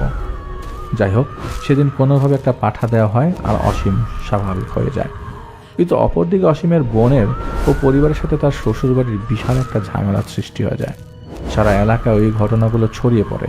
তার পরের দিন থেকেই মা আর মেয়ে পলাতক, পাওয়া যায় না কোথাও তাদের। গ্রামের সবাই খোঁজাখুঁজি করেও তাদের আর হদিশ পায় না। অসীমের বাবা একবারে অসহায় হয়ে পড়েছে, সমাজে মুখ দেখাতে পারছে না। লোকজন কানাকানি করছে, কথা বলছে, রাস্তা দিয়ে হেঁটে গেলে কেউ ইশারা করছে, হাসছে, মানে সবাই ঘৃণার চোখে দেখছে। এটা হচ্ছে ওই মুহূর্তের অবস্থা। এই ঘটনা ঘটে যাওয়ার 3 দিন পর অসীমকে আর পাওয়া যাচ্ছিল না। আবারও তাকে খোঁজাখুঁজি, অসীমের আর কোনো হদিশ নেই। তার কিছুদিন পর একটা ব্যক্তি ভোরে নদীর পাড়ে কোনো একটা কাজে যাবে এমন সময় হঠাৎ তার চোখে পড়ে নদীর পাড়ের কাছে একটা গাছে অসীমের ফাঁসি দেওয়া অবস্থায় লাশ ঝুলছে। সারা গ্রামবাসীকে ডেকে আনা হয় এবং সবাই বুঝতে পারে ঘটনা স্বাভাবিক না।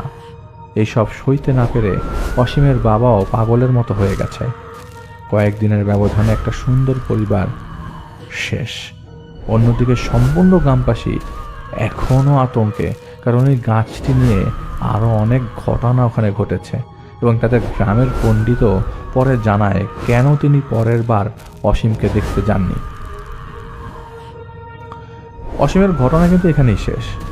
পরবর্তীতে সেই ঘটনা সংগ্রহ করে পাঠাবো, কারণ সেই গাছ রিলেটেড কিছু ঘটনা অনেক ঘটে গেছে, যেটা হয়তো আমি রাকেশ থেকে সংগ্রহ করব। এবং আমি ধন্যবাদ জানাবো স্পেশালি সাজ্জাদ ভাইকে, যিনি সৌদি আরবে শত ব্যস্ততার মাঝেও আমাদের জন্য ঘটনা কালেকশন করছে এবং স্টিল নাও সে আরও কিছু ঘটনা প্রসেসিংয়ের মধ্যে রেখেছে। ঘটনা কালেক্ট করার সাথে সাথেই তিনি সেগুলো আমাদের কাছে পাঠাবেন। এবং তার সাথে এখানে লিয়াজও, তিনি ওখানে একটা ভালো জব করেন, যার বিধায় তিনি আশপাশ থেকে বেশ কিছু ঘটনা কালেক্ট পর্যন্ত করেন। সুতরাং যারা সৌদি আছেন, চাইলে আপনাদের কাছে কোনো ঘটনা থাকলে আপনারা সরাসরি আমাদের সাজ্জাদ ভাইয়ের সাথেও সৌদিতে দেখা করতে পারেন। তো যাই হোক, এটা হচ্ছে সাজ্জাদ ভাইয়ের ঘটনা। আমার কাছে একটা ঘটনা এসছে। তো কয়েকদিন আগে আমার এক পরিচিত ভাইয়ের সাথে দেখা হয় আর কি। এখানে দেখা হয় বলতে হচ্ছে সে বাংলাদেশ থেকে এখানে আসে এবং ঘুরতে আসার পর তার সাথে ফোনে কথাবার্তা হয়। ফোনে কথাবার্তার এক পর্যায়ে তিনি আমাকে বলেন যে তিনি যেখানে স্টে করছিলেন সেখানকার একটা ঘটনা তিনি শুনেছেন তার রুমমেটের কাছ থেকে। তিনি এখানে এসেছিলেন 3 মাসের জন্য। যা হোক সেটা একটা ডিফারেন্ট এক্সপিরিয়েন্স। সে ইউরোপ থেকে এখানে আসেন 3 মাসের জন্য। তো তখন তিনি বললেন যে যেই বাসায় তিনি উঠেছিলেন সেই রুমমেটের কাছ থেকে একটা ঘটনা তিনি কালেক্ট করেন। ঘটনাটা খুবই ছোট, খুবই সিম্পল। তিনি যখন ওই জায়গায় আসেন তখন সবাই চুপচাপ ছিল। রাতের বেলা 10টার মধ্যে সবাই ঘুমায় যেত। তো কী ব্যাপার, রাতের 10টার মধ্যে সবাই ঘুমায় যায়, আবার শুয়ে সবাই মোবাইল ফোন টিপছে, কিন্তু লাইট টাইট অফ করে সবাই ঘুম বিছানায়। তো একটা কর্নারে যিনি থাকেন, ওই একই রুমে 3 জন থাকেন, যিনি কর্নারে থাকেন তিনি হচ্ছে জানালার পাশে। তিনি জানালার পাশে উকি দিয়ে আছেন এবং কিছুক্ষণ পর খালি উকি দিচ্ছেন। এমন অবস্থা যে তিনি এখানে লুকিয়ে আছেন, পুলিশ তাকে ধরতে এসছে, এরকম সিন। তো যিনি ঘটনাটি শেয়ার করেছেন তার নাম তায়েফ। তো তায়েফ ভাই বলে যে আমি দেখি বারবার সে জানালায় উকি দিচ্ছে। আমি তাকে জিজ্ঞেস করলাম, যেহেতু সে ইন্ডিয়ান, তাকে আমি জিজ্ঞেস করলাম, ভাই কি হলো ওই জায়গায় বারবার এরকম মুখি দিচ্ছেন, সব লাইট অফ, কালকে আপনারা ঠিকই ওই ড্রিঙ্ক করার জন্য গ্লাসের মধ্যে মদ নিয়েছেন, মদ নিয়ে শুয়ে আছেন, বসে আছেন, হেলান দিয়ে লাইট বন্ধ করে রেখেছেন, কারণ কি? বলে কারণ একটাই ভাই, এই জায়গায় এরকমভাবেই থাকতে হবে, এর থেকে বেশি কিছু জানতে চান না, খারাপ লাগবে, পরে থাকতে কষ্ট হবে। এখানে আসছেন 3 মাসের জন্য, ওনাদের 3 মাসের ভাড়া আগেই দিয়ে দেওয়া হয়েছে। 3 মাসের জন্য যেহেতু আসছেন, থাকেন, যদি কোনো কিছু দেখেন তো দেখলেন, না দেখলেন নাই, কিন্তু এটাই নিয়ম। এখানে 10টার মধ্যে সবাইকে বাসায় থাকতে হবে এবং 10টার মধ্যেই শুতে হবে। 10টার বাইরে কেউ আসলে তাকে বাসায় ঢুকতে দেওয়া হবে না। তাহলে এটা আবার কী ধরনের নিয়ম ভাই? আমি তো টাকা পয়সা দিয়েছি, আর আপনি বারবার এরকম জানালার ফাঁকি দিয়ে উকি দিচ্ছেন কেন? তো ওই দিন রাতে তাকে কেউ কিছু বলে নাই।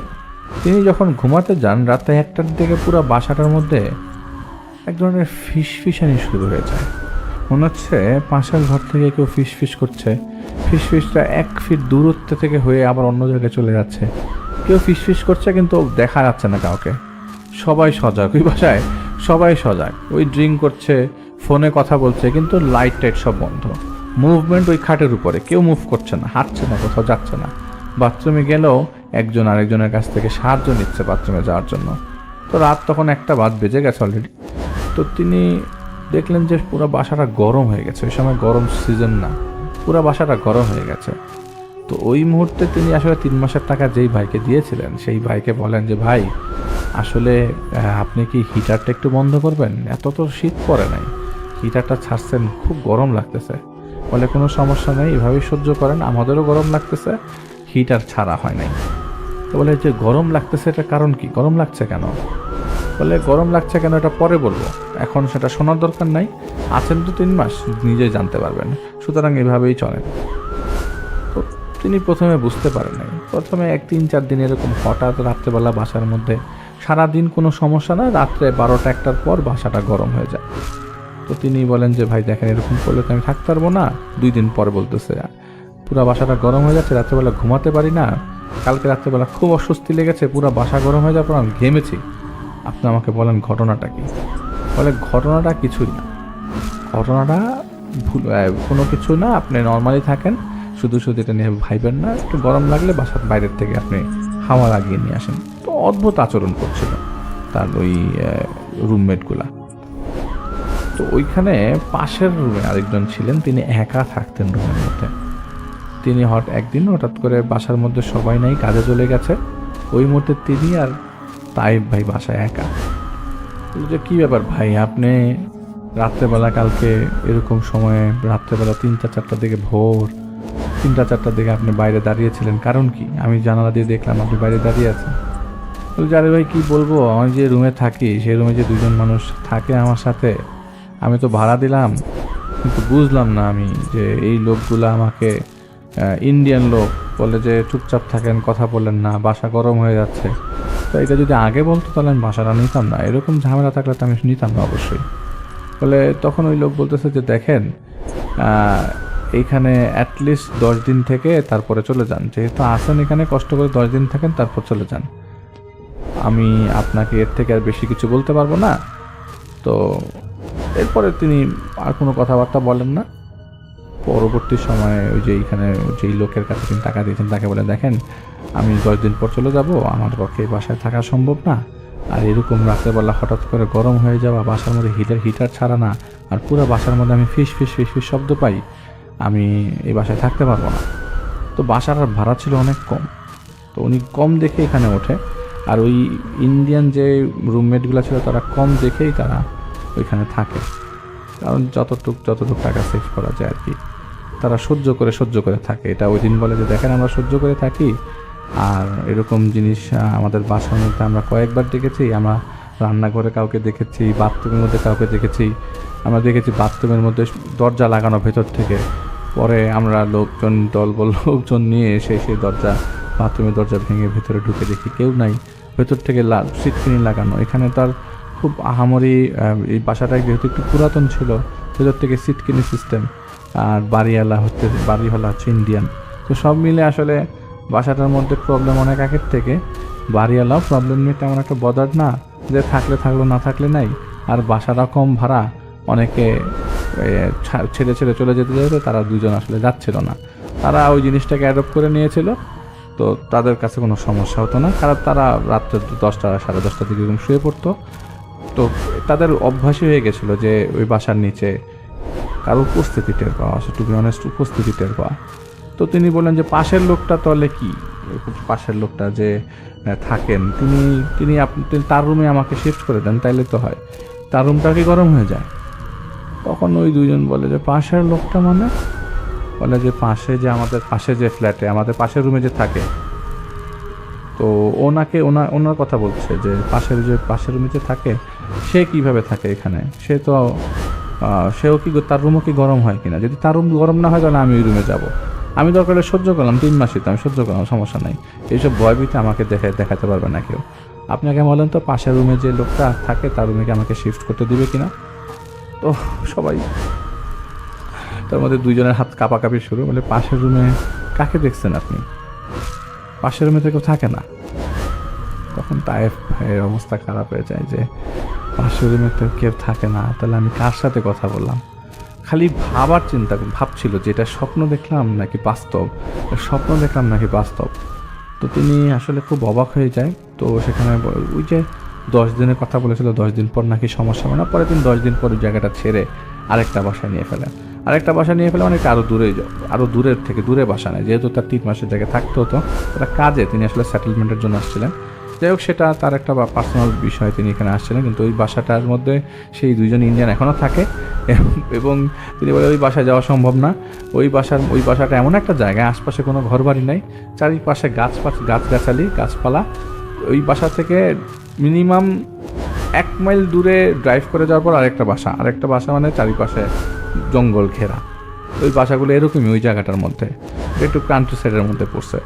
তো এখানে আর থাকবে না তিনি। আর ওই জায়গাগুলোতে একটু ভাড়া কম, অনেক কম, উইকলি 40-50 পাউন্ডসের মতো, খুবই কম।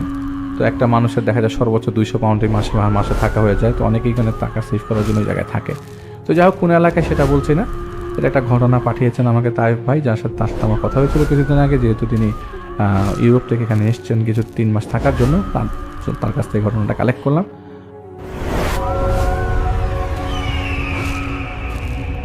হ্যালো লিসেনার্স, আশা করি ঘটনাগুলো আপনাদের ভালো লেগেছে। আমি চেষ্টা করেছি বাছাই করে ঘটনাগুলো আপনাদের মাঝে শেয়ার করার। আমি প্রতিদিনই ঘটনাগুলো বাছাই করে আপনাদের মাঝে একটি করে এপিসোড শেয়ার করার চেষ্টা করি। যদি আমার ঘটনাগুলো একটু ভালো লাগে তাহলে অবশ্যই এই চ্যানেলটি সাবস্ক্রাইব করবেন। আর আপনারা কোথা থেকে এই ঘটনাগুলো শুনতেছেন যদি আপনাদের ঠিকানাগুলো জানান তাহলে আমি অনেক কৃতজ্ঞ হব। তাহলে আমি বুঝতে পারবো যে আপনারা কোথা থেকে শুনতেছেন। এছাড়াও আপনাদের মাঝে যদি কোনো ঘটনা থেকে থাকে তাহলে অবশ্যই আমাদের ইমেলে দেওয়া ঠিকানায় ঘটনাটা পাঠাবেন। তাহলে নেক্সট এপিসোডে আপনার সেই ঘটনাটা আমরা রাসেল ভাইয়ের মাধ্যমে অথবা আমরা নিজেরা পড়ে শোনাবো। তো ভালো থাকবেন, সুস্থ থাকবেন, এই প্রত্যাশায় আজকের মতো বিদায় নিচ্ছি। আল্লাহ হাফেজ।